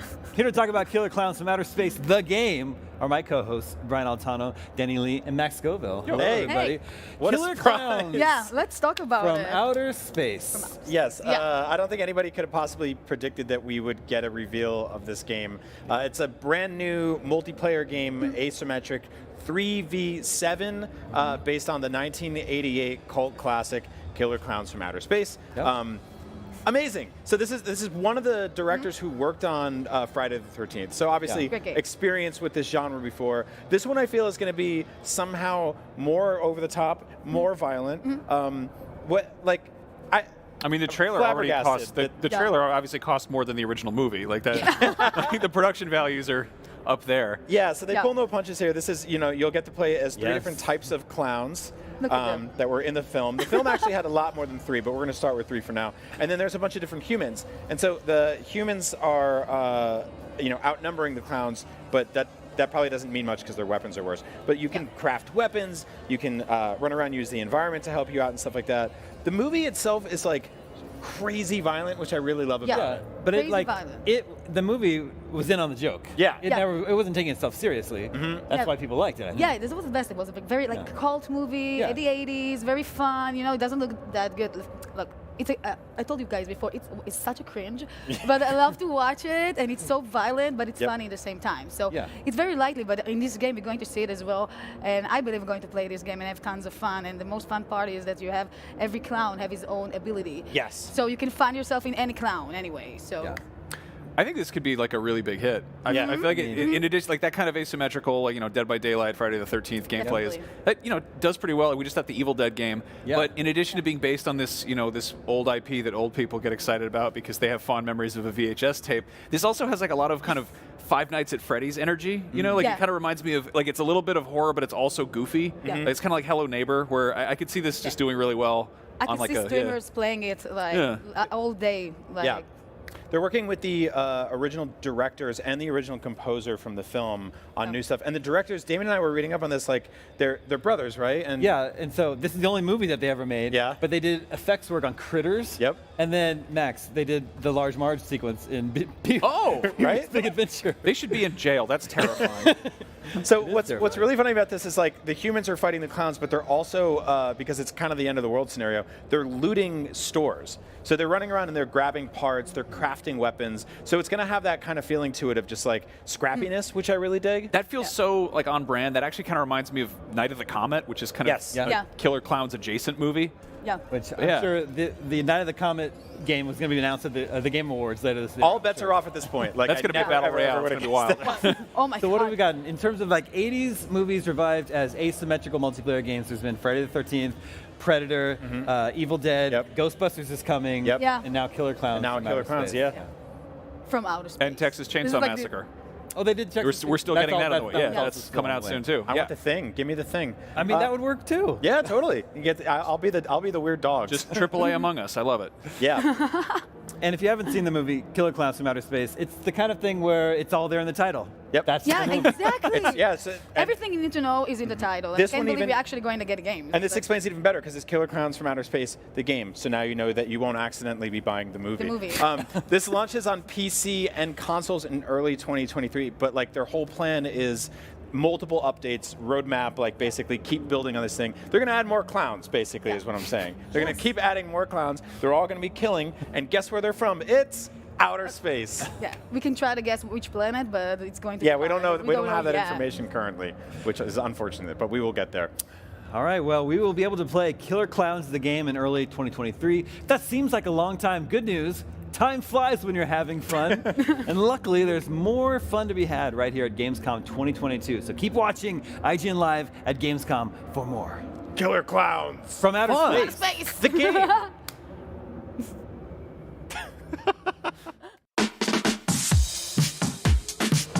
Hello, I'm Joe Screbbles, Executive Editor of News for IGN, and I have just played half an hour of Justin Roiland's and Squanch Games' High on Life, which is strange. Here are 5 things I learned. So number 1, this is an unusual kind of a shooter. It is a first-person shooter, and it's not just unusual because your guns and your knife talk to you as you play. What's unusual about it is the gunplay itself isn't your sort of Twitch shooter, Call of Duty style hit scan type weaponry. You are seeing slow-moving bolts flying towards you, and the really interesting thing there is that you are getting into situations with lots of enemies at once where it's becoming almost more of a bullet hell game. You're really avoiding projectiles as much as you're taking cover or looking to take people out from interesting positions. So it lends it this quite almost strategic air in places, which sounds weird for a game where giant ants are screaming swear words at you, but genuinely, it just feels different. And speaking of giant ants swearing at you, this game is genuinely gross. And I know people expect that. This is made by Justin Roiland. He helped create Rick and Morty. People know the kind of content this guy likes. But there are some lines in this that genuinely took me aback. There are some choices you can make in this demo. For instance, I was told repeatedly not to shoot a little guy who was calling me fresh meat because I just entered a slum, until it did let me shoot him, and then I had to meet his mother. So it's you know, it's out there. There's genuinely a real sort of grim and grotty sense to the humor, and it works. It really works. And speaking of making those gameplay choices, this game will occasionally give you dialogue trees, but the point of these dialogue trees is not to help you make big changes to the world or do Obsidian or Bethesda-style stuff. It's really about doing the right punchlines, and I encourage you to say the wrong thing whenever you can. The game gives you some options where one of the answers is definitely the right thing to say. Don't do it. You're always going to get to do those things down the line. Play with the jokes, let the jokes build. You get to make the punchlines. It's genuinely part of the fun to just mess with the parameters and have the game react to you because of it. So we already knew High on Life wasn't an open world game, but it does have open elements. It has a bit of exploration. And as you'd hope for from this crew, these people making this game, it's worth exploring. You can go out into the city, you can have a look around, you can see what's going on, and I just genuinely think it's worthwhile stopping, looking at every little detail. This is a truly bizarre alien landscape you're put in, and you should make the most of it. It is worth going out there and seeing all the little details. And some of the art on the walls is as beautiful as it is strange, and it seems like so much love has gone into building the fabric of this place, as well as the extremely strange story that you're telling within it. It's really good to just go out and have a look. And finally, just a little detail, but when you're in your house location at the very start of this demo, which I assume will be a kind of home base, quite literally, for when you're playing the game, the characters will watch a TV. And it is essentially interdimensional cable from Rick and Morty. There are TV episodes going on, extremely strange things. I saw a couple get a divorce because the lady was out for too long and her meal of 2 cigarettes got cold. It's that kind of level of thing. But I was talking to one of the developers afterwards, and it turns out there are 4 full-length movies in this game that you can watch as well. I didn't get to see what those were. I think we can assume they're going to be pretty strange. But we are essentially, apparently, getting 4 full-length Justin Roiland movies as part of High on Life, which seems worthwhile to me. I like it. So that's what I learned from High on Life. You can go to IGN.com right now and watch all 25 minutes of what I played earlier. It is worth having a look at. And yeah, it's a really bizarre game. It's one of my highlights of Gamescom so far. I like it a lot. Gamescom 2022 is presented by Saints Row. Be your own boss and take control of Santo Alesso.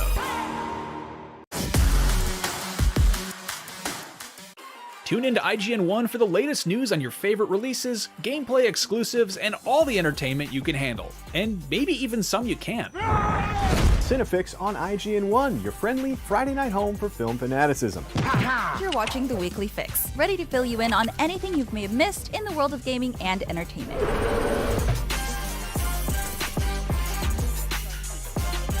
Find it all in one place on IGN 1. They turned into a network, who knew?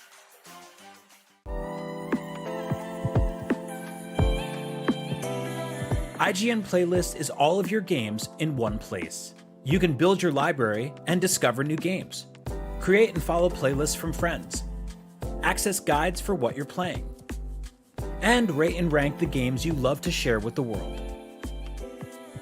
Available free with your IGN account. It's for players, no matter where you play. You're a busy gamer with plenty to play. Not a lot of downtime, but you still want to keep up with the latest gaming news? Fret not. No matter where you like to play, PC, PlayStation, Nintendo, Xbox, I've got the headlines you need to know about. When Half-Life 3 is announced, it'll be on the Daily Fix. When the Switch Pro is announced, you'll be the first to know. And when that big game you just can't wait for is delayed, yeah, I'll have that news too. The Daily Fix, with me, Nars, weekdays only on IGN. If you're not following IGN on social media, what are you waiting for? We're constantly updating our feeds to bring you the latest news, gameplay, custom original content, memes, the best user-generated videos and art, and a whole lot more. Be part of the conversation throughout the year. Follow IGN on Instagram, Twitter, Facebook, TikTok, and Snapchat.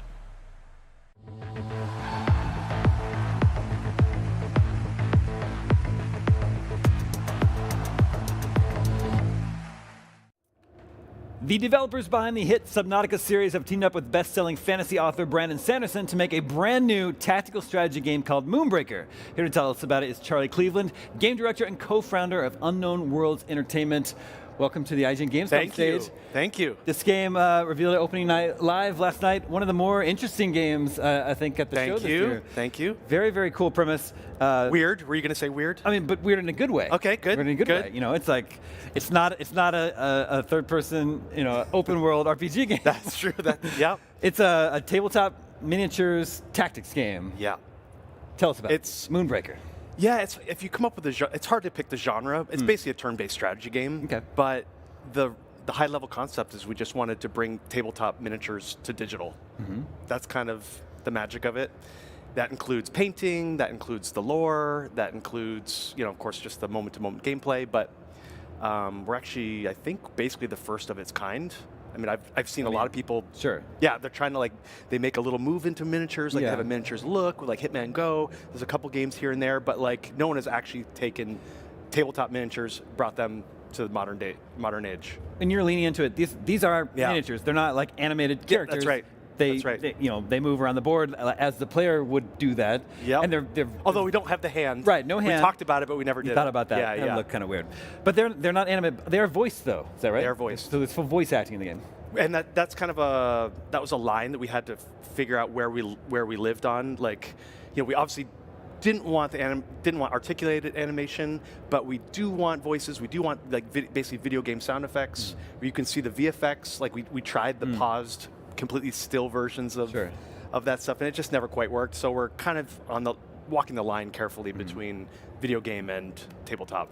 Hopefully pretty successfully. What's the basic rules of the game? How does the game play? Okay. So imagine basically you have Cinder, which is your magical resource, semi-magical resource, and you just gain Cinder every turn. Start with 1, then go to 2, 3, 4. It's kind of like Hearthstone. Basically, it sounds like maybe some game has done that. Yeah. We actually tried so many different versions, and that was just the best.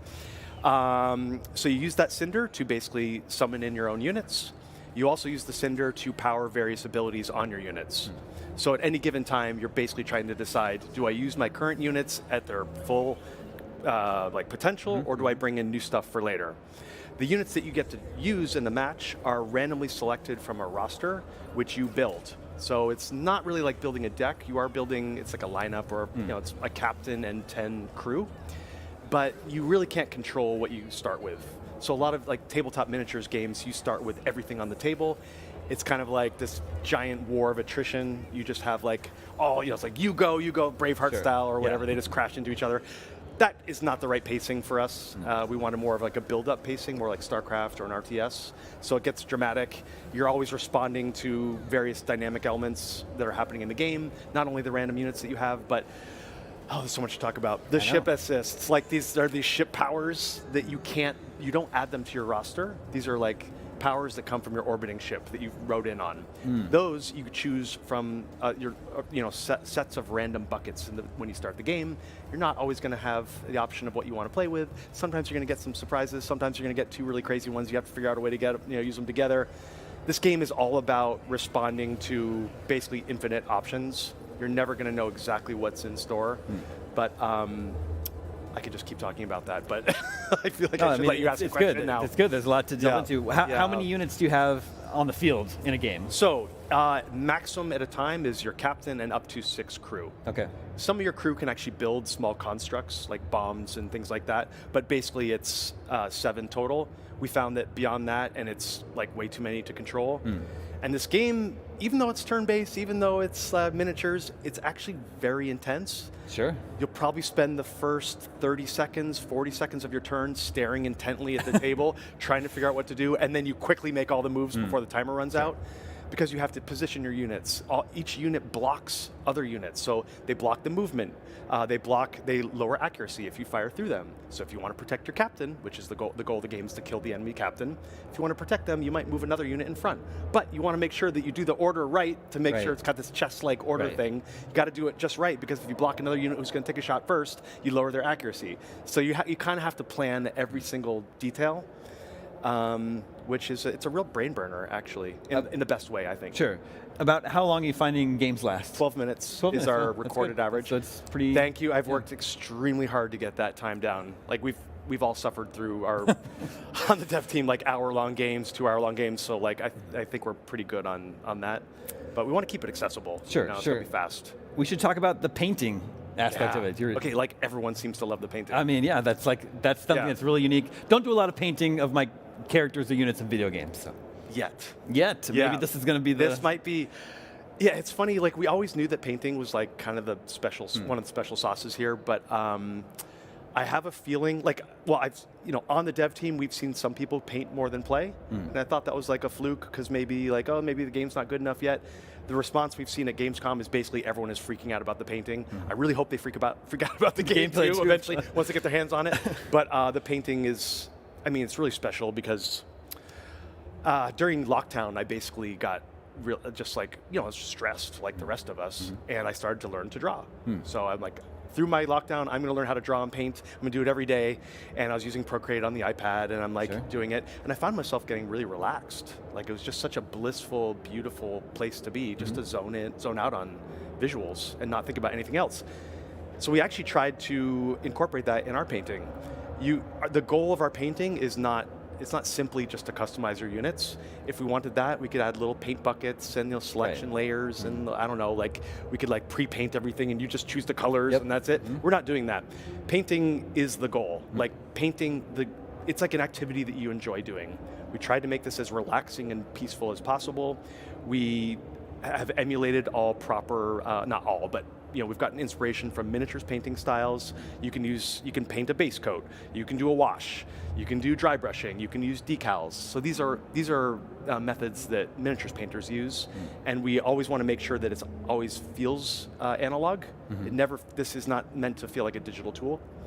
And again, how we walked the line between video game and analog before for the gameplay, we did the same thing here. We do have an undo. That's about you have to have an undo. Sure. We actually tried making this without undo, and it just was it was too much of a loss.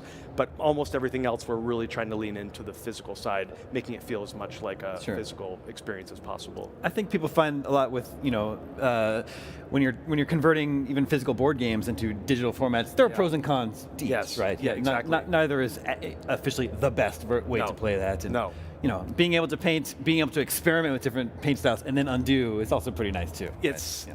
We would get lynched if they didn't have that in there. So you've created a whole new universe. What do we need to know about this world and its lore and these characters? So that's another big part of this game and why we haven't really spoken about it for a long time. Years ago, we approached Brandon Sanderson. Somehow he said, hey, I'm interested. Yeah. We basically wanted to build a world that was, I shouldn't say better, because it's just more modern, and for a miniatures game like something like Warhammer has this incredible lore. We wanted to come to the table with something as good, but actually something more modern. So we wanted to make our own world that was diverse, inclusive, optimistic. This is not grimdark.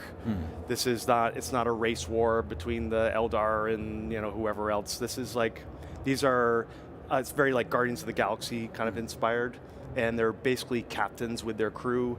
Usually a motley crew with aliens, some guy locked up in the corner, no one knows where they found him. He's just hitching a ride.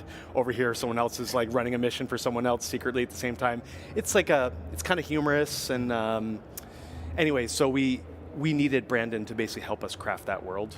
And Brandon that guy's a machine. I don't even know. He just surprise launched all his special books on Kickstarter. I didn't even know he was working on them, even though we were talking a lot during the pandemic and during all this. So he's created this fantastic world. We've built basically years of stories and years of characters, of which you're only seeing a tiny piece at launch. So we're releasing the first 3 captains. The first 3 chapters of the story will be unveiled in the first couple months, which I'll talk about in a moment. And we've basically planned, this almost like Canterbury Tales in space. Ooh. That's kind of, I don't know if does anyone even know that reference? I'm old enough. I'm okay, I'm old enough, so I know it. I read that in high school, yeah. not gonna lie. Canterbury Tales in Space, where like each captain, you're reading and hearing their story, and then you realize over time how interlinked they all are and how they're all building towards various future moments. So the way we're doing that is also pretty unique. We're actually telling all the stories through audio podcast. Oh, wow. Which is really crazy, right? Yeah. We're just making a fully acted audio podcast along with a game. And we're actually going to be releasing that on Apple Podcasts and like any place you would normally hear a podcast for free. It's also part of the game. And so what's really cool about that is you can listen to a podcast while you're painting. That's long actually form, perfect. 30 minutes. It's like you thought of everything. It's almost like we thought. Yeah. It makes it. I'm making it sound easy, but this was like we decided this like years ago, and it just took this whole time to actually make it work. Well, now it's it's finally going to be out there in early access form. Yes. Next month, in September. September 29th. Yep. And when it launches for PC, it's going to you have PvP, PvE, and then a single-player roguelike mode. We do. Yeah. Talk about that. Yeah. So it's like a roguelike mode where you fight a series of bosses, which are actually custom for that mode, and everything in this game is about a unique power.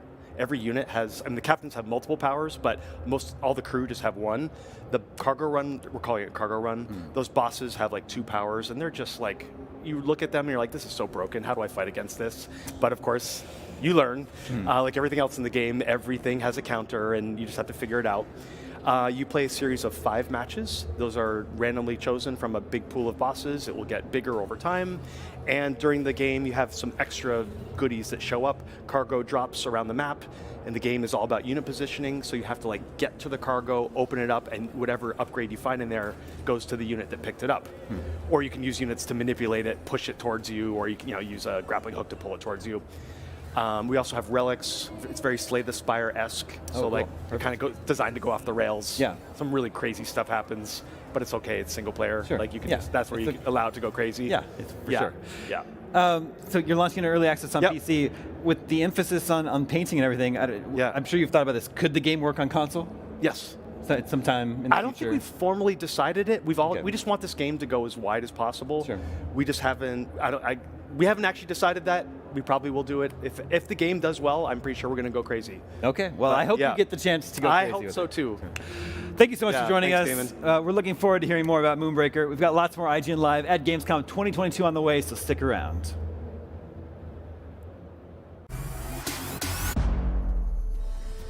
With the waves beneath you and the wind in your sails, the Indian Ocean is yours to fully explore in Skull and Bones. But as we recently learned, most of Ubisoft's upcoming pirate simulator takes place at sea. So what is out there to discover aside from water, and well, more water? We spoke to developers at Ubisoft Singapore to find out. The gameplay on land is about socializing, crafting, building up your fleet, and taking contracts in the game, in either a den or the outposts. Despite the majority of Skull and Bones map being made up of ocean, you can step off your ship and walk on dry land. Not every island you see is explorable, but you can weigh anchor at dens and outposts, 2 special location types that have everything that a pirate needs to prepare for further adventures. The particularity of the land also is that it offers you a safe zone where nobody can attack you. The role of the pirate is to do some back and forth between the safe land, where you can build your ship and customize your ship, but also trade some resources before to go on the hostile ocean to steal precious cargo that then you bring back. So from land, aside building and crafting and trading, also you can take some contracts to make some money from some other pirate kingpins. As your infamy begins to spread across the Indian Ocean, you'll gain an access to your own pirate lair, from where you can kickstart your ascent to pirate kingpin by manufacturing and smuggling illegal and high-value goods. Skull and Bones' world has been designed as a living space that changes as frequently as the tides. Some characters won't stay in one place forever, so you'll need to explore the map to find the right people with the right opportunities. Spread all over the world, you will find some outposts where you can also meet other smugglers or some local rebels fighting against the mega corporations. We call them ephemeral zones because the NPC you will meet in this outpost won't always be the same because they are also traveling, they are moving from a place to another one. When you connect to Skull and Bones, the first thing to do is look at your map and to see where the trade routes are, where the merchants are, before to select the right ship, provision it and equip it and set sails to the direction that is more interesting for you. Sailing, trading and smuggling are all important aspects of a buccaneer career. But what about treasure hunting? Perhaps the most famous of all the pirate pastimes. There are a lot of treasures hidden in all the outposts, so you need to board some ships and to steal pieces of treasure, or you can also scavenge some wrecks to find other pieces of map. According to some drawing and some landmarks, once you find the right island, you can also use a land compass that will help you to find the location of the treasure. While there are plenty of important things to find and do on land, the core gameplay of Skull and Bones takes place at sea. With that in mind, Ubisoft Singapore has put a huge amount of work into making the ocean an interesting and challenging place to explore. So our water, it's essentially a deforming mesh, and that deforming mesh informs the physics. So the boat is actually interacting with the waves. It's not just sailing straight and we add some splashes or like an animated texture. We have other physics properties that each ship will read from. So there's buoyancy and there's drag. So this affects how far into the water the boat will go, how slow they will go through it. So each ship should feel different based on the size and how heavy it is. Since sailing is such a focus, the naval mechanics have had to evolve beyond what we saw in Assassin's Creed. Things like the weight of your items in the hold and the direction of the wind all need to be taken into account. Of course, wind should be important to sailing and navigation, but the wind direction actually affects the speed of your ship. A good player will navigate better with the wind at their back and tack better and therefore be a better navigator. So it's just another element of the world that the player needs to be aware of. But while the systems are more detailed now, Skull and Bones is definitely not a hardcore sailing simulator. You don't need to be a sailor to play Skull and Bones and be able to understand what to do, but as you learn how to use the wind better and what that means and what does your weight mean in your cargo and the type of ship that you have, you'll see that there is advantages to being a better captain and a better navigator. The waves of the Indian Ocean can frequently be calm and beautiful, but Skull and Bones has a full weather system that could totally transform its waters. Well, we want to make sure that there is different types of weather. So you can have some light rain, you can have incredibly crazy supercell storm, and they will feel dynamic. We want the player to be surprised by that and feel the threats as you normally would at sailing out in the open sea.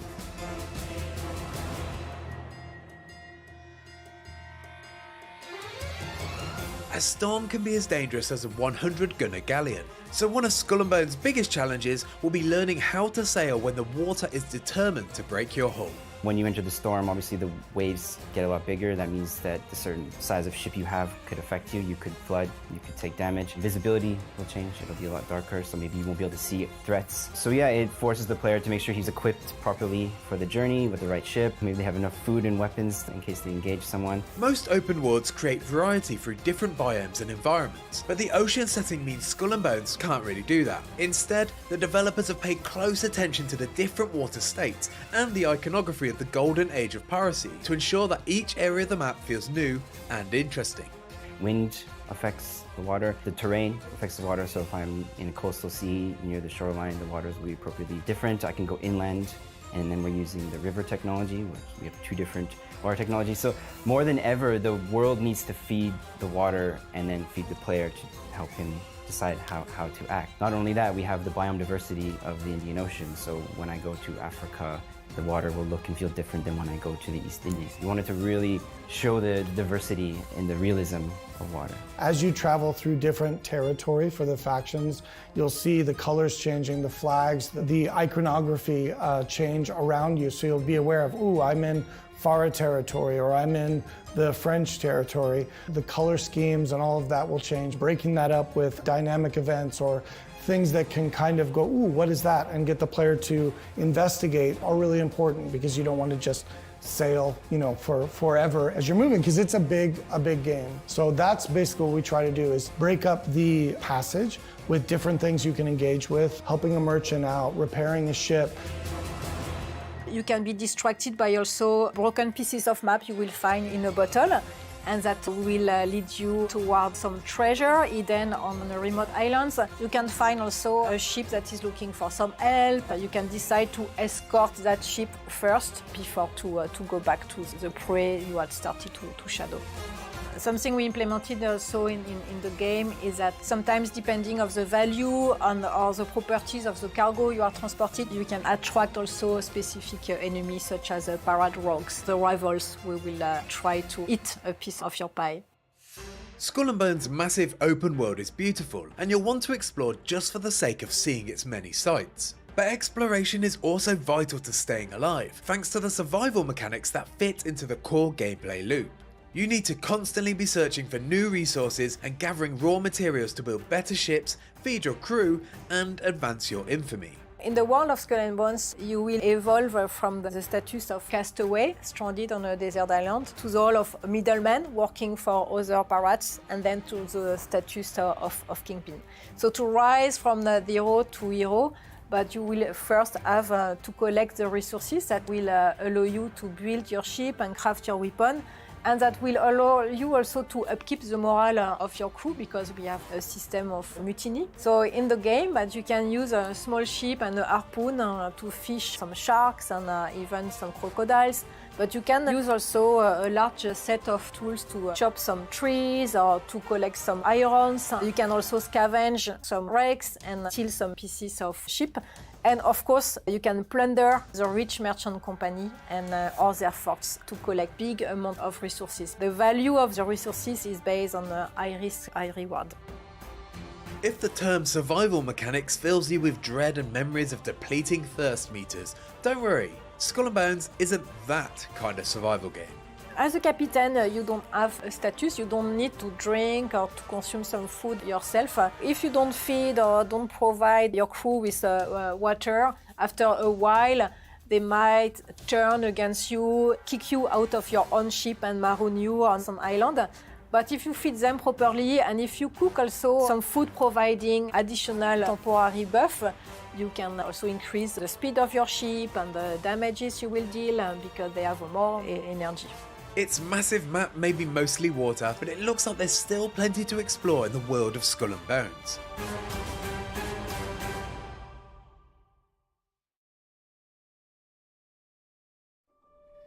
I must not fear.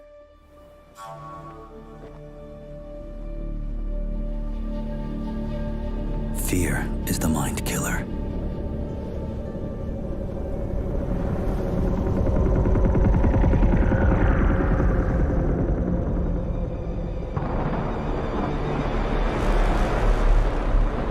Fear is the little death that brings total obliteration.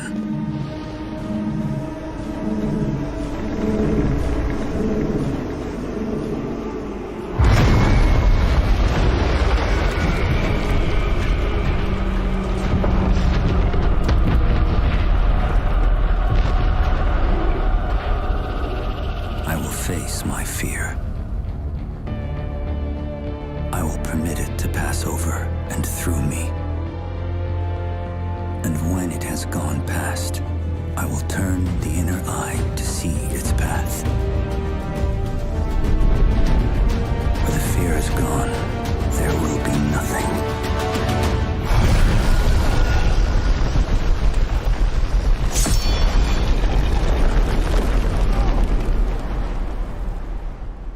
Only I will remain.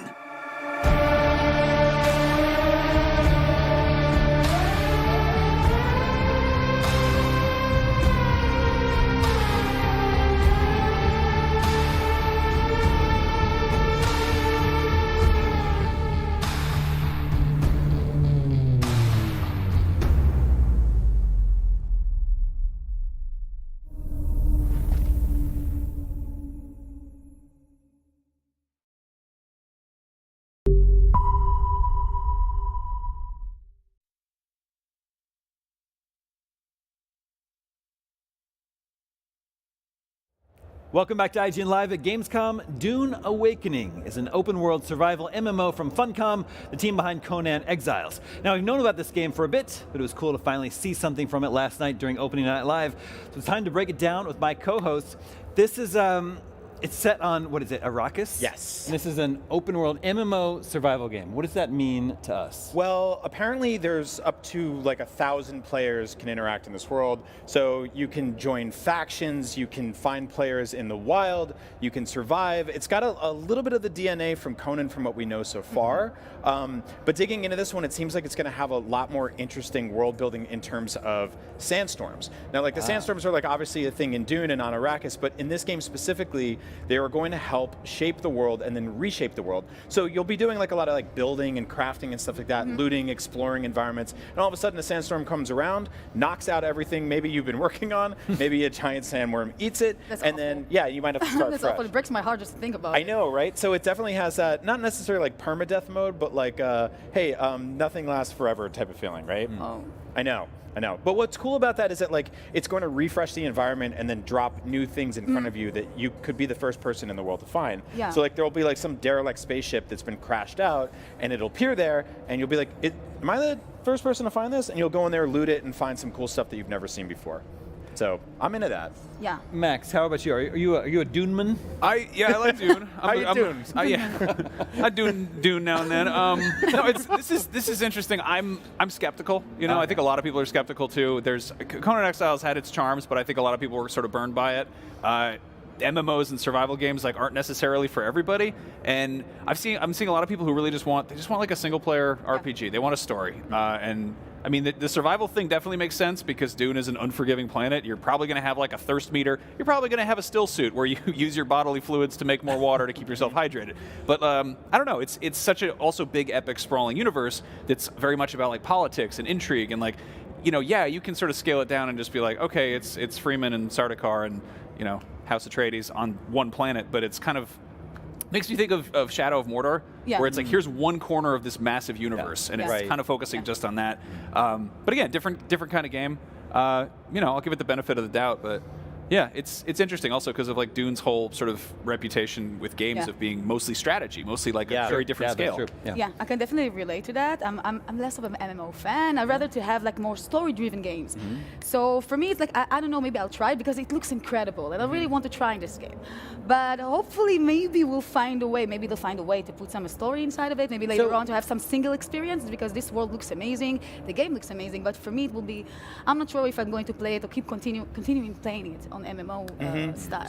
So I can't speak on the plot, but I have a feeling that like, and I hate to, you know, the storytelling that comes from the environment or whatever, all that crap, like that PR buzzword stuff. But one of the things I was reading up on that sounds pretty cool is like there's spice mining, right? And the spice can be used to change the attributes of your character, inherit powers and stuff like that. But to do that, you basically have to set up like spice mining factories, and random people in the world can raid those and try to take them over. So you could be like, I'm getting all the drugs out of the ground over here, and this is my place. Don't touch it. I'm going to walk away and get some lunch. And then like a whole gang of people, because you can start just like a roving gang with your friends, can go and raid this spice mine and take all your stuff. So that's kind of cool. That's fun. That sounds like we Rust. love raids. Yeah. Let's agree about that. We love to raid. So there we go, right? So that's the kind of stuff where I think it's like that's going to come out. And then of course in the middle of all that there'll be like some gigantic skyscraper tall worm that comes to eat you, which will be fun. And I think they'll probably get into like a lot of the customization stuff that Conan had, which was very detailed in hyper specific areas that I won't get into here because this is a show for all.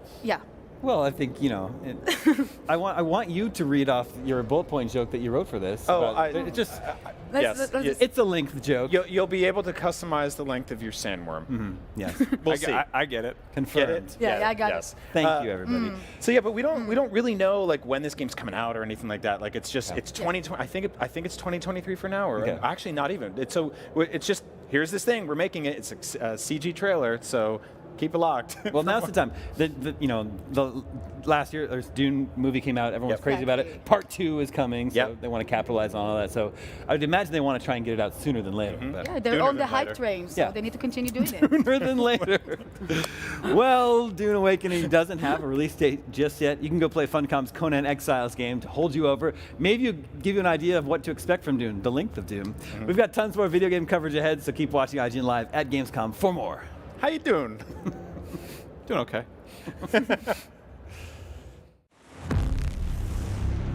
All right, so we are going to the retro games booth, which is gonna be super cool because growing up, I actually wasn't allowed to play video games very much because my parents were like, no, you gotta focus on school, you gotta read some books. So now that I'm an adult, of course, I work in video games.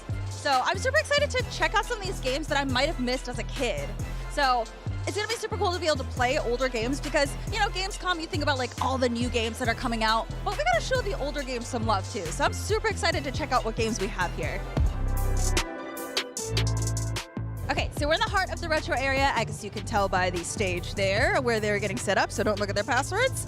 Yeah, but we've got the GameCube over here, SNES, and 64, like everything that you could ever think of, it's here, which is so cool. Also, actually, if you look over there, there's like Daytona USA too, so you even have like the old retro racing games too, which is so cool.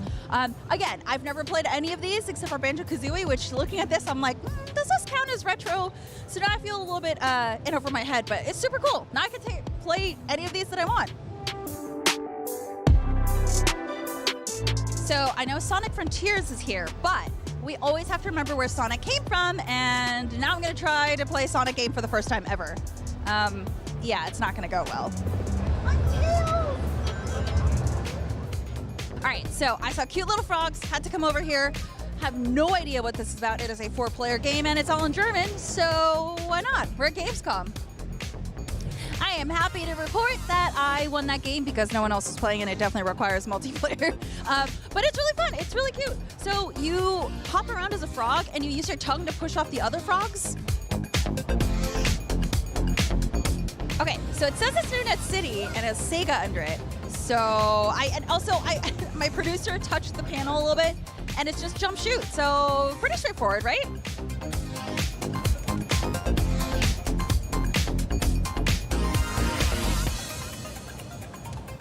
Yeah, it was a little hard figuring it out, but once I did, it was super cool. Honestly, I love the fact that I'm this like cool hooded, like armored guy with this gun, but I can also turn into like Sonic for a second. It's pretty cool. Okay, so my producer is making me play this rhythm game, and I'm really bad at these kinds of games. I have never played this before in my life, so I have no idea what to do. So I guess I'm doing it to make his day better. So let's go see how bad I suck. I had 53 misses. I don't want to talk about it. So I said this was a retro area, and I got a little confused when I saw the Switch stuff, but that's because they are all retro themed in the gaming world. So like you got the Famicom controllers here for your Switch if you want. You've got all the different games here. Don't look at the Fortnite one. Just don't look at the Fortnite one. Yeah, it's so cool. Like you have all of these different designs and stuff too. Oh my goodness. I actually have a Switch, so like I can go back and play some of the retro games on the Switch, but I know it's not the same, which is why like these controllers are probably great for experiencing those games again. Okay, that was a lot of fun. I'm honestly so glad that this retro section exists because I don't know, if you're like me and you missed out on these games, it's really nice to be able to come here and just kind of experience them. And plus you have people who like explain the backstories and like how these things came to be, and it's really cool. It's really cool to see where companies started and then also see what they're doing at Gamescom. So very cool section. I'm definitely gonna be back here.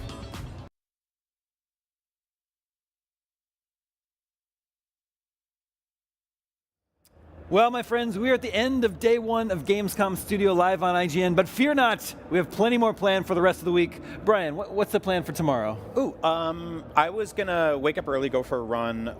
The hotel has an amazing breakfast. It's like a breakfast buffet, really impressive spread of fruits, meats. They got Nutella, which I love. I put on everything.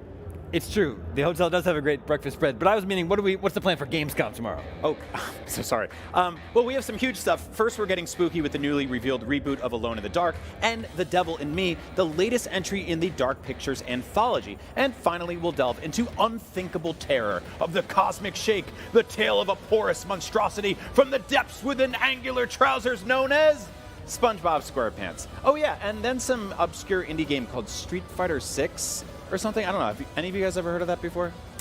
not ringing a bell. And remember, those are just a few of the games we'll be checking out. Before we go, we want to give a quick shout out to Gamescom Goes Green. This is the initiative to make Gamescom the first climate-friendly gaming event in the world by taking emission-reducing measures and working with Climate Partner to support energy projects in Brazil and clean cooking stoves in Nigeria. That's right. Now, this is obviously just a starting point for what's to come, so thanks to all participating companies and visitors for helping make it happen. Hey, while we're thanking people for stuff, a huge thank you to you for watching at home. It takes a ton of work to put together a live show like this, tons of Nutella, so we're glad you took the time to join us. They're not sponsoring us or anything. I just love them. They're great. Big fan of you all up there. We'll be back tomorrow with plenty more Gamescom 2022 live on IGN. We'll see you then. See you then.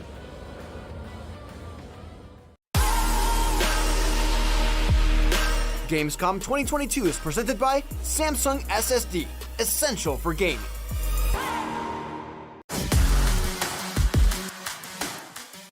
Hey you! Yes, you! Do you have FOMC? Fear of missing Gamescom? Relax. Gamescom is everywhere you want.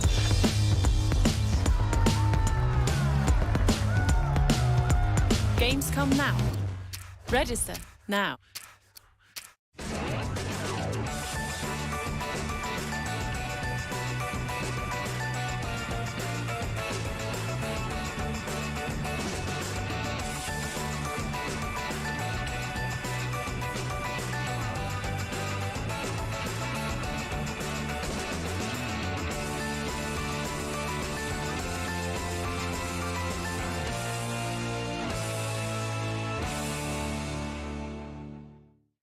In a world with non-stop news about Marvel, Netflix, and Star Wars, you need a show with accurate reporting, hard-hitting commentary, and me. I'm Akeem Lawanson, the host of The Fix Entertainment. Whether it's the latest superhero scoop, film fiasco, or anime announcement, I'll be right here covering all the latest in major studio headlines and pop culture news. Make sure to catch The Fix Entertainment wherever you watch IGN.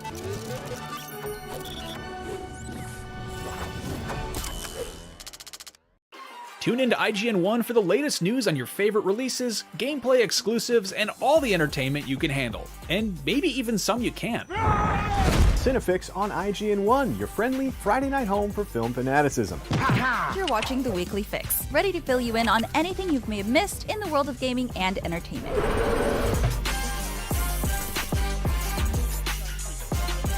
Find it all in one place on IGN 1. They turned into a network. Who knew?